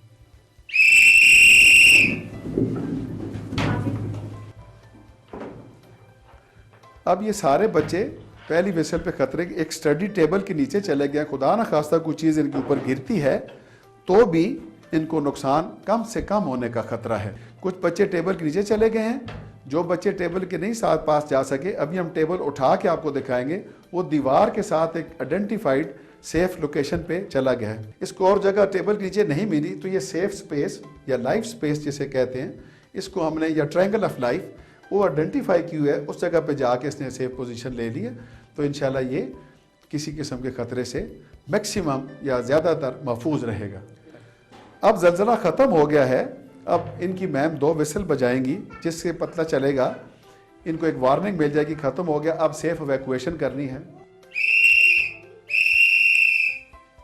Hands on the head, hands on the head, hands on the head. Make a line, hands चलें चलें चलें। Hands on the head, make a line, hands on the head. Move on, hands on the head. Upstairs, upstairs, upstairs, make a line, yes, yes. अच्छा brigadier साहब, कितनी की drill schools में होती हैं और आप कितने स्कूल्स हमारे आगाह हैं इस बारे में कि हमने ये मेयर्स जो हैं बच्चों को सिखाने हैं? देखिए, ये काफ़ी ज़्यादा काम करने की ज़रूरत है और ये अवेयरनेस मैं समझता हूँ कि अभी सेटिस्फैक्ट्री लेवल पर नहीं है। वजह क्या है ना होने की? वजह जबकि हमने ये इतना मेजर सेटबैक जो है वो सफर नहीं, किया। उन इलाकों में तो यकीनन अवेयरनेस है कि जहाँ पर एरा ने काम किया, वहाँ पर तो सर्टनली ये अवेयरनेस है। और अभी भी जाकर हम, चूँकि चंद सालों के बाद स्टाफ चेंज हो जाता है, स्टूडेंट्स चेंज हो जाता है, तो ये एक कॉन्टीन्यूस प्रोसेस है कि जिसमें जाना है और जाके उनको ये अवेयर करना है। तो ये हम तो उन इलाकों में कर रहे हैं, लेकिन उसके अलावा भी अगर कहीं से रिक्वेस्ट आती हैं, यूनिवर्सिटीज़ से आती रहती हैं, इस्लामाबाद की यूनिवर्सिटीज़ से आती हैं, हमारी टीम्स उधर जाकर भी हमारे प्राइवेट स्कूल्स हैं, प्राइवेट स्कूल सीडीए ने अब कुछ मेयर्स देना शुरू किए हैं, तो वो रेजिडेंशियल इलाकों से बिल्कुल move करेंगे। बिल्कुल जाते हैं। जो रिक्वेस्ट करता है हम कईयों खुद पहुंचते हैं, उन्हें बताते हैं।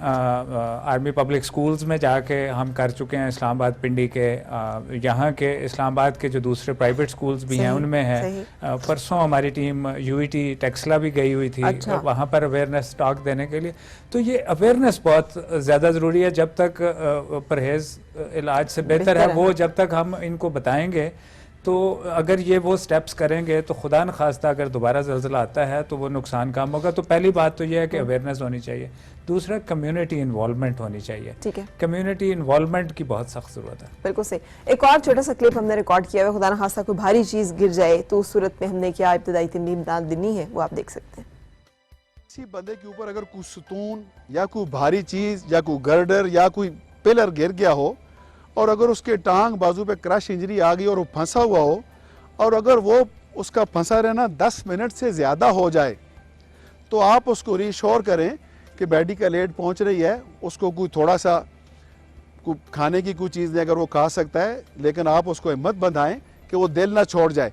लेकिन आप उस वज़न को उसके ऊपर से नहीं उठाएंगे। हम आमतौर पे ये करते हैं, जब कोई बंदा दबा हुआ होता है और क्रश इंजरी होती है, 10 मिनट से ज़्यादा टाइम गुजर चुका होता है, हम उस वज़न को ऊपर से उठा देते हैं।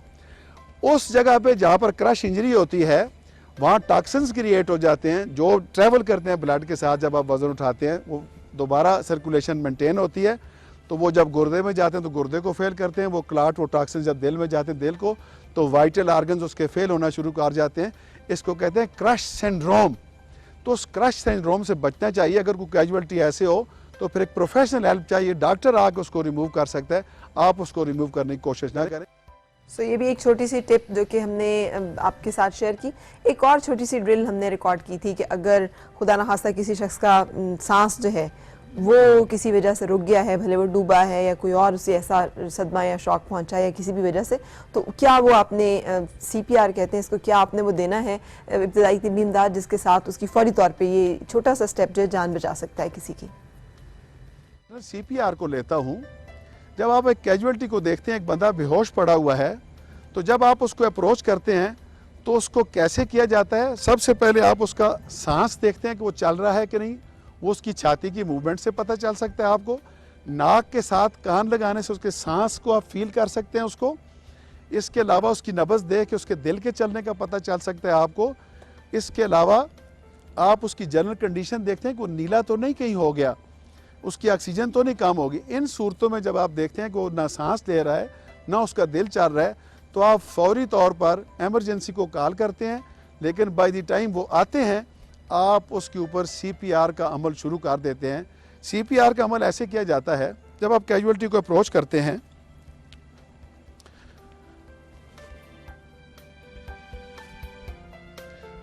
उसका सांस देखते हैं, उसके बाद उसकी नब्ज़ देखते हैं, उसकी छाती को देखते हैं, सांस ले रहा है कि नहीं ले रहा। तो जब आपको यकीन हो जाता है कि कोई काम भी नहीं कर रहा, तो आप ये पोजीशन बैठा के सबसे पहले उंगलियों की मदद से उसका एयरवे को देखते हैं कि एयरवे कहीं बंद तो नहीं है, इसके गले में कोई चीज़ तो नहीं है। उसको क्लियर करते हैं। अगर कोई मिट्टी है या कोई भी ऑब्स्ट्रक्शन है, उसको निकालने की कोशिश करते हैं। अगर ना भी हो तो भी उसके सर को थोड़ा सा पीछे टिल्ट करते हैं। हाथ से ये जो जहाँ पर रिब केज की आखिरी हड्डी है, छाती की आखिरी हड्डी होती है, इससे 2 इंच ऊपर आप अपना जो हथेली का गुड्डा होता है इसको रखते हैं और इस तरीके से बना के इससे 2 इंच ऊपर ऐसे रख के तो आप उस कैजुअलिटी को 15 प्रेस्कुलर कंप्रेशंस या चेस्ट कंप्रेशंस देते हैं और ये कंप्रेशंस का रेट होता है 100 कंप्रेशंस पर मिनट और इसकी डेप्थ होती है 1.5 से 2 इंच तक आप दबाते हैं। ये ऐसे ना हो कि आप उसको दबाएं तो उसकी पसली ही टूट जाए या कम दबाएं तो वो चल ना सके। तो ये 1.5 से 2 इंच तक कंप्रेशन नॉर्मली बंदा बर्दाश्त करता है। तो आप फौरी तौर पे इसके ऊपर 1 2 3 4 5 6 7 8 9 10 11 12 13 14 15 के बाद आप इसको 2 सांस देते हैं लंबे।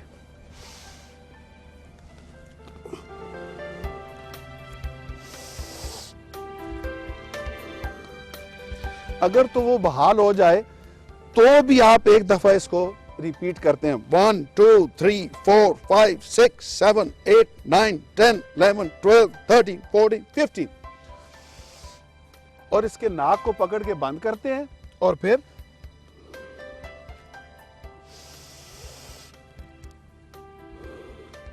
अगर तो वो ठीक हो जाए, अदरवाइज आप ये अमल जारी रखते हैं जब तक कि प्रोफेशनल एड ना पहुंच जाए। एक छोटा सा स्टेप है लेकिन ये बहुत अहम हो सकता है। खुदा ना खासा कोई शख्स डूब गया है या उसको कोई भी ऐसा फौरी तौर पर आप देख रहे हैं उसका सांस नहीं चल रहा, तो एक छोटा सा स्टेप किसी की जान बचाने में बड़ा मामून मददगार हो सकता है। बहुत शुक्रिया कि आपकी वजह से हम कुछ ये ड्रिल्स जो हैं वो रिकॉर्ड कर सके। मैं जानना चाहूँगी आप क्या सजेस्ट करना चाहेंगे, कुछ मिसिंग लिंक जो कि आप ऑब्जर्व करते हैं हमारी डिजास्टर मैनेजमेंट में या हमारे उन स्टेप्स में जो कि प्रिवेंटिव मेजर्स हो सकते हैं आइंदा आने वाली किसी भी ऐसी सूरत हाल से निपटने में, वो क्या है? सबसे पहले तो मैं ATV को कमेंट करना चाहूँगा कि ये जो अवेयरनेस आपकी वसासत से लोगों को पहुंची है, ये बहुत अच्छी बात है। ये बाकियों को भी फॉलो करना चाहिए क्योंकि अवेयरनेस कोई एक इदारा नहीं कर सकता जब तक कि ये ऑल इंक्लूसिव अप्रोच ना हो, कम्युनिटी इन्वॉल्व ना हो, मीडिया इन्वॉल्व ना हो। और मीडिया का बहुत बड़ा रोल है जो कि इन्होंने पहले भी किया था, 2005 के ज़लज़ले में भी बड़ा सपोर्ट किया था, उसके बाद भी। तो ये जो कोशिशें हैं ये जारी रखनी चाहिए। अवेयरनेस कैंपेन की बहुत ज़्यादा ज़रूरत है। दूसरे ये जैसे इन्होंने बताया कि बिल्डिंग कोड्स जो हैं वो उन पर को सुपरवाइज़ करना चाहिए और अडहेयर करवाना चाहिए कि जी जो बिल्डिंग्स बने वो अब जब के हमने वो नक्शे बना लिए हैं, हमें पता चल गया है कि कौन कौन से जोन में फॉल करता है, तो उनकी इम्प्लीमेंटेशन जो है वो बहुत ज़रूरी है। ठीक है, तो ये चंद चीज़ें हैं, कम्युनिटी इन्वॉल्वमेंट, अवेयरनेस और इंक्लूडिंग मीडिया इन्वॉल्वमेंट और बिल्डिंग कोड को एडहेयर करवाना।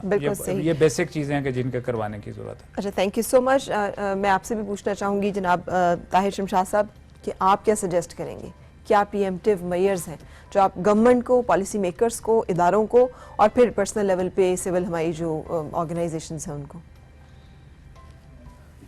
मैं सबसे पहले तो ये कहूँगा कि जो बिल्डिंग सर्वेज हैं वो गवर्नमेंट जो है उसको स्टार्ट करे और कराची से स्टार्ट करे और जितनी एग्जिस्टिंग बिल्डिंग्स हैं उनकी एवेल्यूएशन की जाए और उसके साथ जो यूनिवर्सिटीज़ हैं इनको इन्वॉल्व किया जाए और सारे डिपार्टमेंट्स ये कोलैबोरेटिव एफर्ट जो है वो करें। जिस तरह ब्रिगेडियर साहब ने कहा है कि मीडिया का अपना रोल है, अवेयरनेस और ट्रेनिंग 2 चीज़ें इंपॉर्टेंट हैं। अब जिस तरह डेवलपमेंट अथॉरिटीज़ हैं नई बन रही हैं, गवादर डेवलपमेंट अथॉरिटी है, गवादर के पास 1945 में ज़लज़ला आया था। जी, कोयटा में 1935 में आया था। हम लोगों की जो कैजुअलिटीज़ हैं ना, एक्चुअली अनफॉर्चुनेट हम महसूस करते हैं कि कैजुअलिटी ज़्यादा हुई तो ये बहुत बड़ा ज़लज़ला था। एक्चुअली अगर 1945 में 4000 लोग मरे थे तो उस वक्त उस एरिया में बेचारे होंगे कितने बंदे। बिल्कुल। लेकिन अगर आज की डेट पे जब गवादर शहर नया बन रहा है तो अब ये वो अथॉरिटीज़ हैं, नई हैं, जिनके अंदर जाके इनको ट्रेनिंग की ज़रूरत है। वो बेसिकली मतलब NDMA है, ईरा है और हमारी मिनिस्ट्रीज़ हैं, ये सबको कोलैबोरेटिव एफर्ट, एक जॉइंटली एफर्ट करें, एरियाज़ डिवाइड करें, डिपार्टमेंट्स डिवाइड करें और अवेयरनेस एंड ट्रेनिंग का जो है ना वो सिलसिला एक चलाएं। Otherwise we have the documents, we have the code, we have the knowledge, लेकिन ये नॉलेज उन लोगों तक पहुंचे। और नंबर 1, नंबर 2, गवर्नमेंट के पास एक प्रॉपर डेटा हो कि what is the existing situation in various cities और इन्फोर्स किया जाए इसको। अगर नक्शा पास कराने पे हम इतनी कटमनी ले लेते हैं एक सिंपल सा नक्शा, तो बिल्डिंग कोड्स को भी इसी तरह से चेक किया जाए और उनको भी इन्फोर्स किया जाए कि वो हर बिल्डिंग जो है वो बिल्डिंग कोड्स के अकॉर्डिंगली बन रही है। वरना किताबों में बंद इन चीज़ों का फ़ायदा अगर इंसानों को नहीं पहुँचता तो ये इंसानों के लिए बनाई गई चीज़ें फिर हमारे लिए किसी फ़ायदे की नहीं है। बहुत शुक्रिया, आप आए, आपने अपनी एक्सपर्टीज़ शेयर की। ब्रिगेडियर साहब, आपका बहुत शुक्रिया, आपने वक्त निकाला, आप तशरीफ़ लाए। ब्रेक पे जाने से पहले कुछ और ऐसी छोटी छोटी सी हमने ट्रेनिंग्स जो कि रिकॉर्ड की आपके लिए। बच्चे अक्सर अपने गले में कुछ ना कुछ फंसा लेते हैं, किसी के भी गले में कुछ फंस जाए, उसमें क्या हमने उसको इब्तदाई तिब्बी इमदाद देनी है? और अगर खुदा न खास्ता किसी को इलेक्ट्रिक शॉक लग जाए, कोई झटका ऐसा लगे, तो उस सूरत में कैसे हमने उसकी जान बचाने में अपना किरदार अदा करना है, ये कुछ चीज़ें आप देख सकेंगे। आज थ्रू आउट प्रोग्राम में हम ये ड्रिल के छोटे छोटे हिस्से आपको दिखाते रहेंगे। ब्रेक पे जाते हुए भी अभी एक छोटा सा आप जो है वो देख कर जाएंगे और उसके लिए हम आपके लिए बहुत शुक्रगुजार हैं। ब्रेक पर रुकने के बाद आपसे मुलाकात होगी मेरी रूमेटोलॉजिस्ट से, जो कि हम बात करेंगे हड्डियों को कैसे अपने मजबूत रखना है, सेहत की कैसे हिफाजत करनी है। साथ रहिएगा। गले में कोई चीज़ फंस जाए तो उस सूरत में क्या करते हैं? मिसाल के तौर पे एक बच्चे के अगर गले में कोई चीज़ फंस जाए, सबसे पहले बच्चे को यहाँ पकड़ के आप इसका मुंह को टेढ़ा करते हैं और 5 स्लैप्स ऐसे इसको देते हैं, उससे इसका सांस या गले की चीज़ निकल जाती है। अगर हाथ से निकल सकती हो तो आप उसको निकाल सकते हैं, अगर वो ना निकले तो 5 स्लैब्स इसको दिए जाते हैं।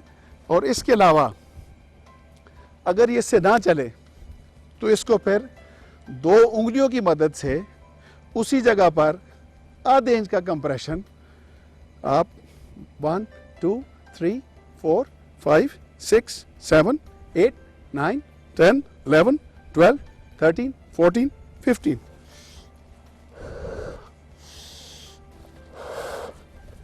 तो इस तरीके से बच्चे का ऐसे किया जाता है। Morning with Farah. Morning with Farah. एक फेंटेड आदमी के पास, एक कैजुअलिटी के पास जब आप पहुंचते हैं, सबसे पहले आप देखते हैं कि इसको कोई शाक, इलेक्ट्रिक शाक तो नहीं लगा हो या कोई और चीज़ ऐसी तो नहीं जो इसके साथ, उसको पहले उससे आप क्लियर करते हैं, उसको मेक सेफ करते हैं। मेक सेफ करने के बाद आप फौरी तौर पे उसका सांस देखते हैं कि वो चल रहा है कि नहीं चल रहा, उसकी नब्ज़ देखते हैं कि वो चल रही है कि नहीं चल रही। मैंने आपको पहले भी बताया, इस अंगूठे की लाइन में अगर आप यहाँ पर हाथ सीधा रखें ऐसे, तो आपको नब्ज़ चलती हुई महसूस होगी।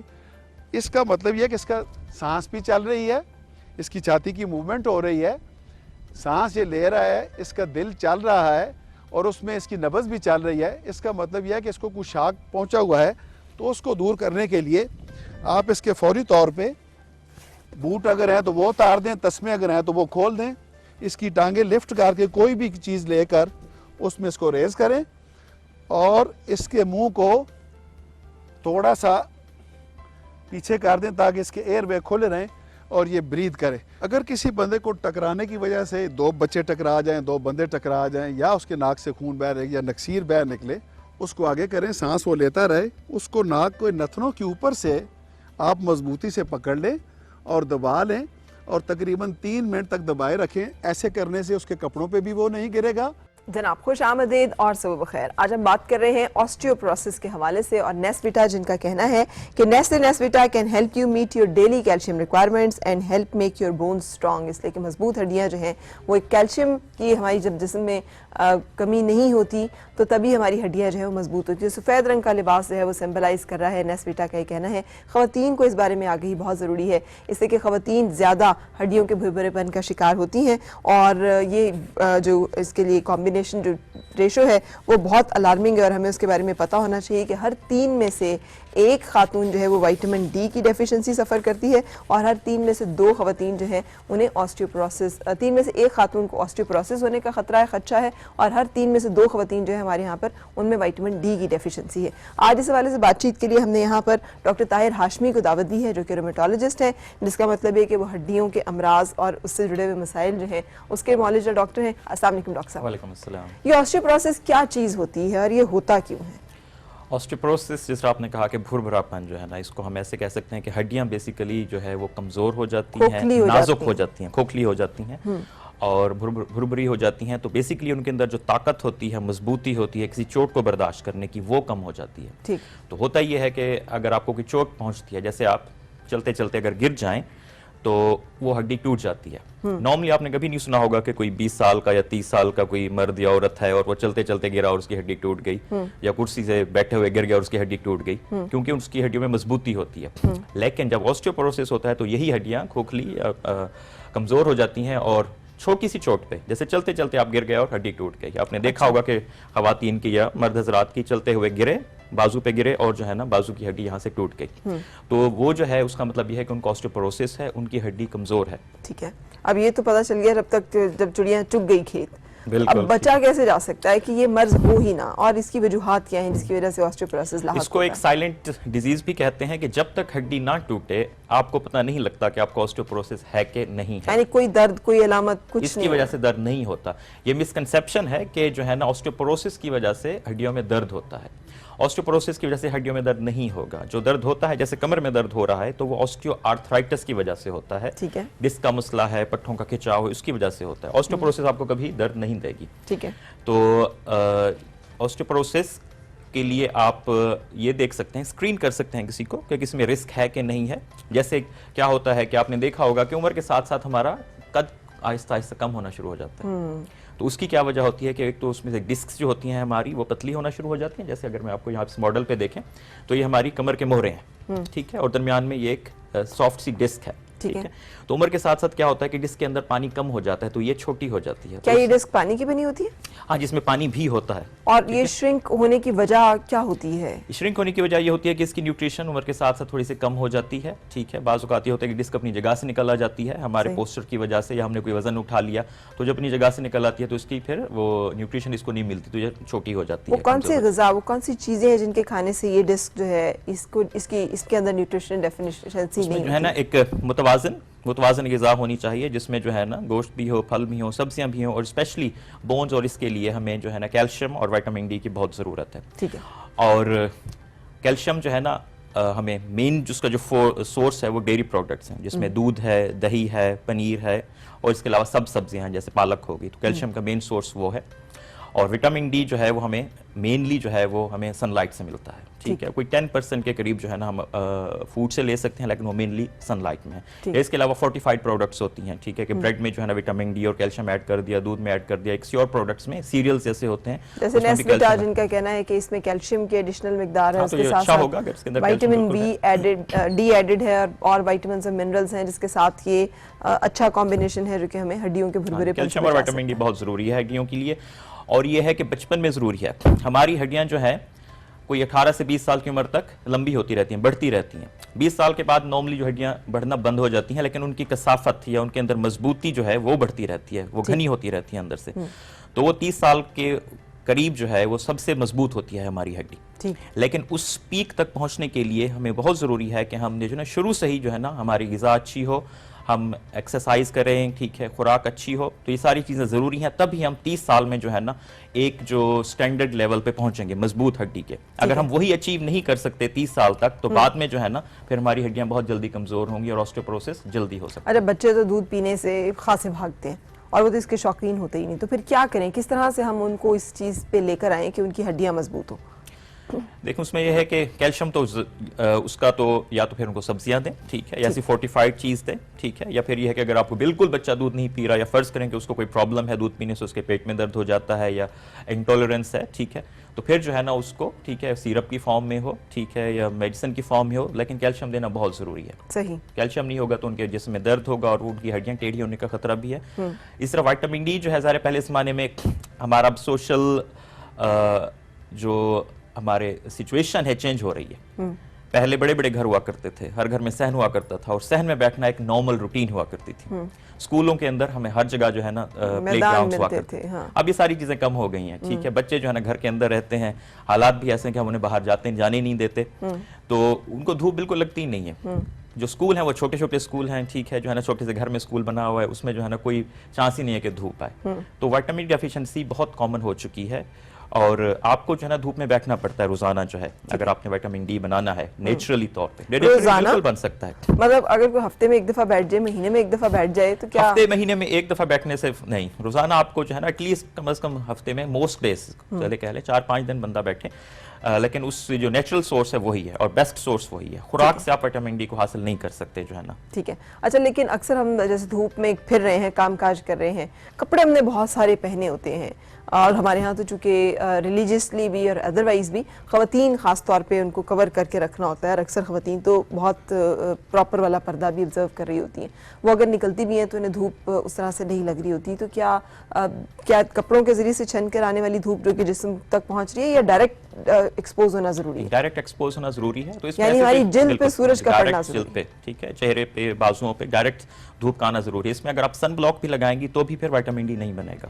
अच्छा, ठीक है, आपने देखा होगा कुछ लोग सन ब्लॉक लगा के जाते हैं कि रंग जो है ना वो सांवला ना हो जाए, तो उसकी वजह से भी विटामिन डी नहीं बनता। तो इसमें यह है कि बंदा छत पे जाके बैठे, ठीक है, यही वो चीज़ हो सकती है कि जो है ना कोई आप ऐसा तरीका निकालें जिसमें आप थोड़ा सा कम से कम आधा घंटा धूप में जाके बैठें और हमारी जिल्द पे सूरज का पड़ना, जिल्द पे जो सूरज का पड़ना बहुत जरूरी है। बिल्कुल सही। अच्छा, आपने अभी इसको पकड़ा हुआ है और इसके बारे में आप कुछ चीजें एक्सप्लेन कर रहे थे, तो क्या चीजें बाकी और हैं? तो ऑस्टियोपोरोसिस जो है नॉर्मली इसको हम कह सकते हैं ये कि खवातीन को ये ज्यादा अफेक्ट करता है। उसकी क्या वजह है? उसकी वजह ये है कि नॉर्मली 35 साल के बाद मर्दों औरतों दोनों में जो है ना बोन की जो ताकत है, मजबूती है, गाढ़ापन है बोन के अंदर जो है वो आहिस्ता आहिस्ता कम होना शुरू हो जाता है। लेकिन ख़वातीन में ये अमल उनके मेनोपॉज के बाद जब उनकी माहवारी ख़त्म हो जाती है तो वो बहुत तेज़ हो जाता है। ठीक है, उनमें जो ईस्ट्रोजन होती है, जो जनाना हार्मोन होता है, उसका एक प्रोटेक्टिव इफेक्ट होता है बोन्स को मजबूत करने में। तो 45 साल से 55 साल के दरमियान नॉर्मली मेनोपॉज होता है, तो मेनोपॉज के बाद ये प्रोसेस बहुत तेज़ हो जाता है। और स्पेशली अगर आपने अपनी हड्डियों को जवानी में ही मजबूत नहीं किया तो फिर जो है ना आप एक लोअर लेवल पे स्टार्ट करते हैं। ठीक है, तो आपको शुरू से ही नुकसान होता है क्योंकि आपकी हड्डियां इतनी मजबूत ही नहीं हुई 30 साल की उम्र में कि जो है वो, तो आपको ज़्यादा ऑस्टियोपोरोसिस का चांस होता है। तो इसलिए बहुत ज़रूरी है कि हम जो जवानी के अंदर है 30 ईयर्स तक अपनी हड्डियों को जितना मैक्सिमली मजबूत कर सकते हैं खुराक से, एक्सरसाइज, क्योंकि एक्सरसाइज का भी बहुत रोल है। अगर आप कैल्शियम और विटामिन डी ले रहे हैं लेकिन जो है ना आपका काम सारा बैठना है, सारा दिन आप कुर्सी पे बैठते हैं, कोई चलना फिरना नहीं है, तो आपकी हड्डियां उतनी मजबूत नहीं होगी। उनको मजबूत करने के लिए ज़रूरी है कि जो आप ऐसी एक्सरसाइज करें जिसमें आप चलें। ठीक है, वेट बेयरिंग एक्सरसाइज जैसे चलना है, तेज चलना, जॉगिंग है, रनिंग है, कोई और स्पोर्ट्स है जैसे बैडमिंटन है, कोई ऐसी चीज, क्रिकेट है, कोई भी जिसमें आपको चलना फिरना पड़े, भागना पड़े। ठीक है, और इसके साथ साथ फिर फोर्टिफाइड प्रोडक्ट्स का जैसे डॉक्टर साहब ने जिक्र किया कि सारा कॉम्बिनेशन ये नेस्ले नेस्वीटा, जिनका कहना है कि इसमें एडिड कैल्शियम भी है, उसके साथ मिनरल्स एंड वाइटामिन्स, और उसके साथ साथ विटामिन डी की इजाफी मिकदार, और उसके साथ साथ 1% से कम चिकनाई सिर्फ। तो ये एक हेल्दी कॉम्बिनेशन है जिसमें मोटापे के बगैर हमें वो तमाम ताकत मिल रही है जो कि हड्डियों को मजबूत रखने के लिए ज़रूरी है। आज हम इसी हवाले से बात करें ऑस्टियोपोरोसिस पे, और डॉक्टर साहब मेरे साथ हैं, कंटिन्यू करेंगे लेकिन एक ब्रेक के बाद। Morning with Farah. Morning with Farah.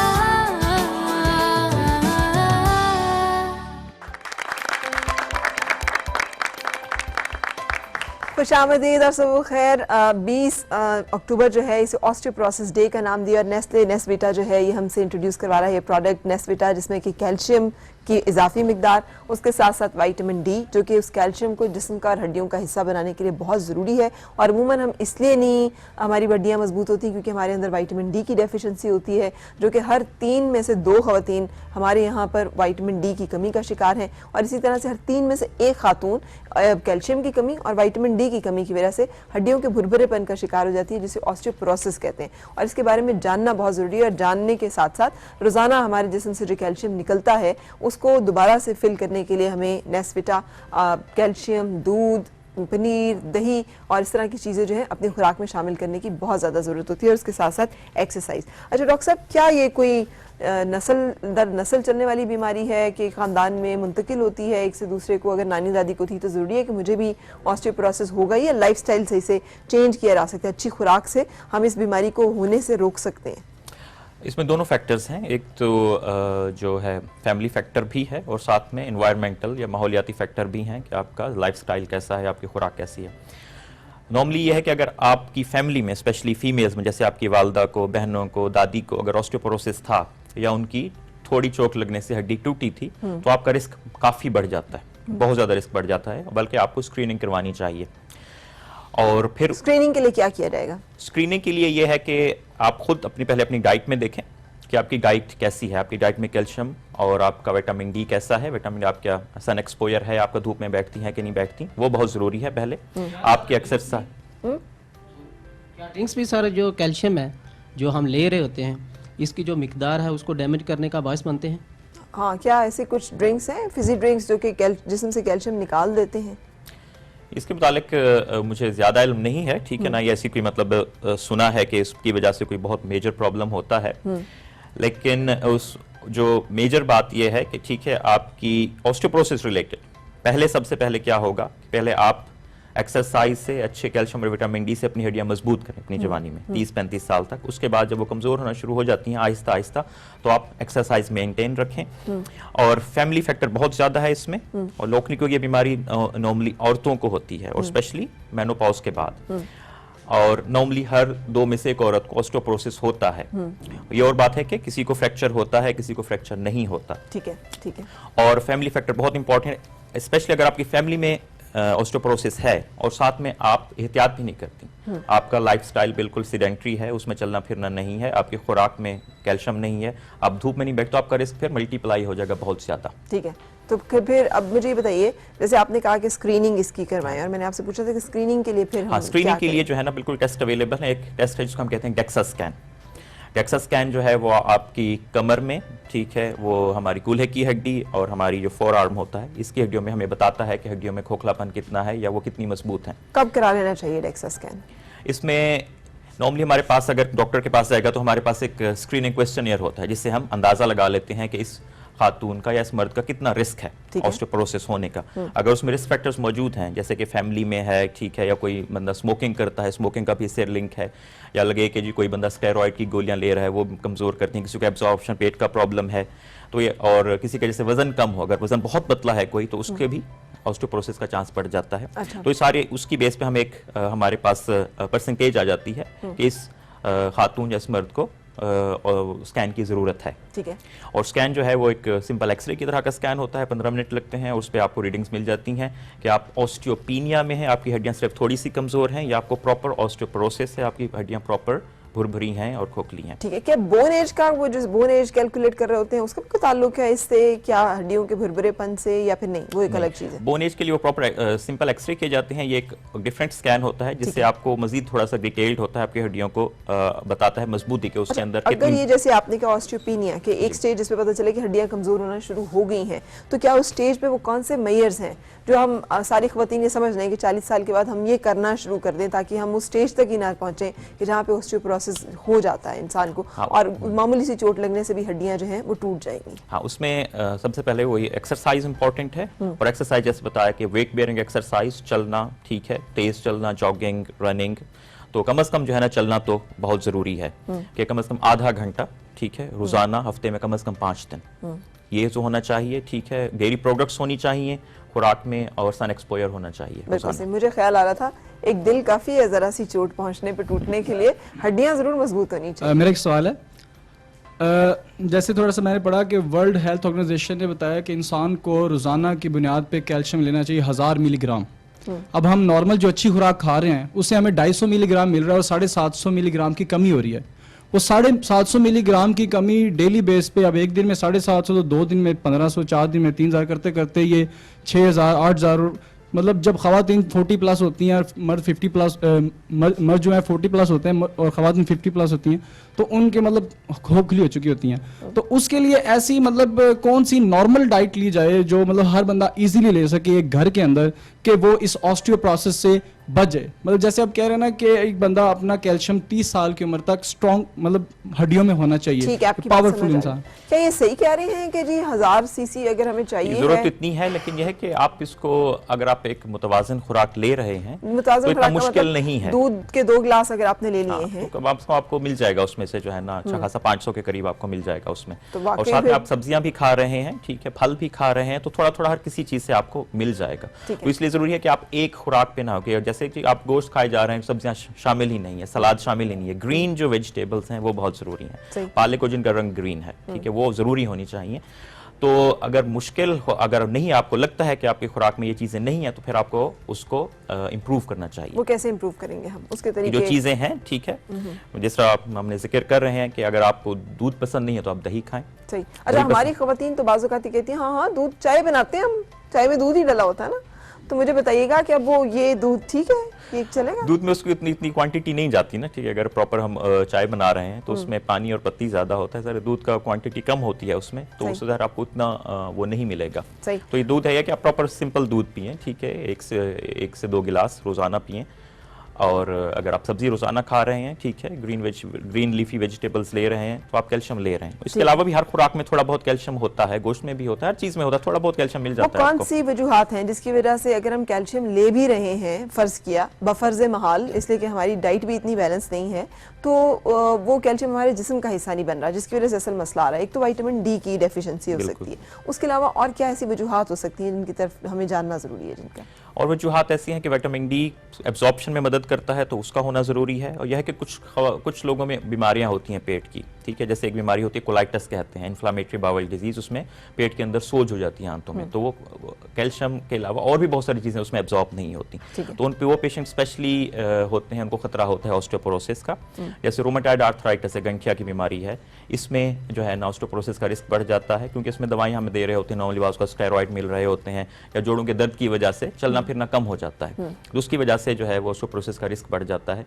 इसी तरह जो है अगर किसी खातून की हिस्टेक्टमी हो गई है, जैसे बच्चादानी निकाल दी और साथ में उन्होंने ओवरीज भी निकाल दी, अंडेदानी भी निकाल दी, तो उनको क्या कहते हैं प्री मैच्योर मेनोपॉज हो जाता है। हाँ जी। और बाज़ औक़ात यहाँ पे हम उनको हार्मोन रिप्लेसमेंट थेरेपी नहीं देते, अक्सर तो उसकी नहीं वजह देते। से वही जो उनका बोन लॉस होता है, हड्डियाँ कमज़ोर होना, जो 45-50 साल में स्टार्ट होना चाहिए था, वो 35 साल में उनका ऑपरेशन और उसी वक्त स्टार्ट हो गया। सही। तो मेरे पास पेशेंट्स आते हैं कि उनकी 10 साल पहले हिस्टेक्टमी हो गई, साथ में ओवरीज भी निकाल दी और जो है ना उनको किसी ने HRT नहीं दी, तो उसकी वजह से बोन बहुत कमज़ोर हो जाती हैं, तो इसको भी ध्यान में रखना चाहिए। कुछ और बीमारियां हैं जिसमें ओवर एक्टिव थायराइड है, कि थायराइड बहुत ज़्यादा काम कर रहा है, उसकी वजह से भी ऑस्टियोपोरोसिस हो सकता है। तो काफ़ी सारी चीज़ें हैं, तो अगर आपको ऑब्वियसली टेंशन हो कि मुझे हो सकता है, तो ऑब्वियसली आप जो है ना एक फिजिशियन को या रोमेटोलॉजिस्ट को दिखाएं। जैसे हम तो हैं पाकिस्तानी, लेकिन मेरा जो मैं कश्मीर से है ना, तो बात यह कि उधर जो लोग रहते हैं, जो पहाड़ों पे ज़्यादा लोग रहते हैं, वो चलते फिरते ज़्यादा हैं, उनकी जो सेहत है, हालांकि उनको वो उस तरह की डाइट उधर पहुँच नहीं होती, तो सेम ही वो बाज़ का इधर से खुराक जाती है, तो वो उनकी जो सेहत होती है वो बहुत ज़्यादा इम्प्रूव वो कर रहे होते हैं, और जो वो चलते हैं फिरते हैं उसकी वजह से जो है उनकी सेहत अच्छी रहती है।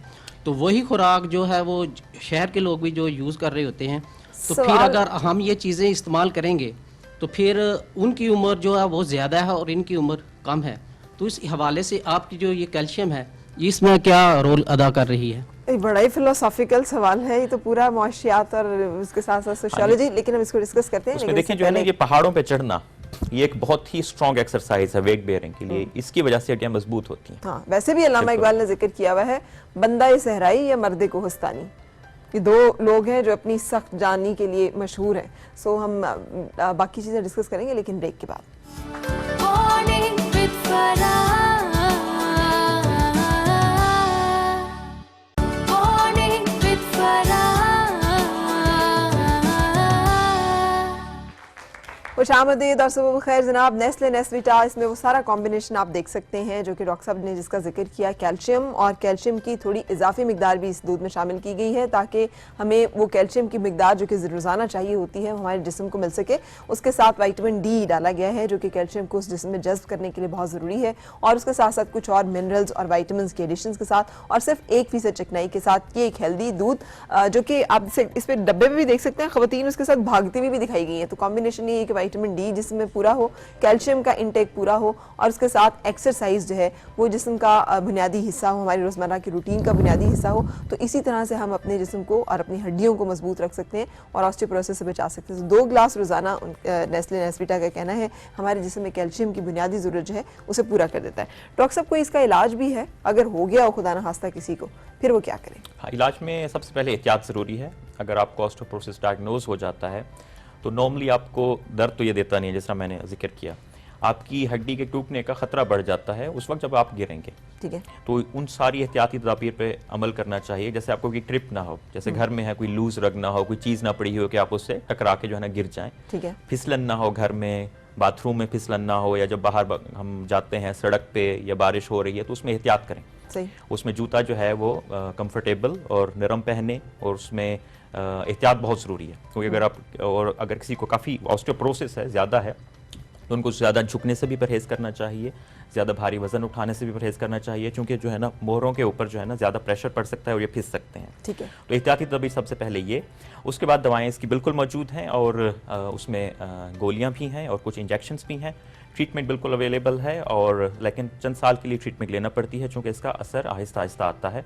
और ट्रीटमेंट के साथ जो है ना उसके साथ साथ एक हेल्दी लाइफस्टाइल, मुतवाज़न खुराक और जो है ना एक्सरसाइज भी बहुत ज़रूरी है। रिवर्सिबल है ये कि अगर ये आज हुआ, डायग्नोज हुआ, हमने अच्छी खुराक सब चीज़ें बेहतर कर ली तो दोबारा से हमारी हड्डियाँ दोबारा मजबूत हो जाएंगी, मसला ख़त्म हो जाएगा? थोड़ा लॉस तो हर साल होता रहेगा, लेकिन इससे हम उसको रोक सकते हैं और ट्रीटमेंट से जो है वो बोन डेंसिटी जो है वो बढ़ सकती है, बेहतर हो सकती है, बिल्कुल हो सकती है। बिल्कुल सही। थैंक यू सो मच, आप हमारे साथ रहे, तशरीफ लाने के लिए बेहद शुक्रिया। आप साथ रहे उसका शुक्रिया।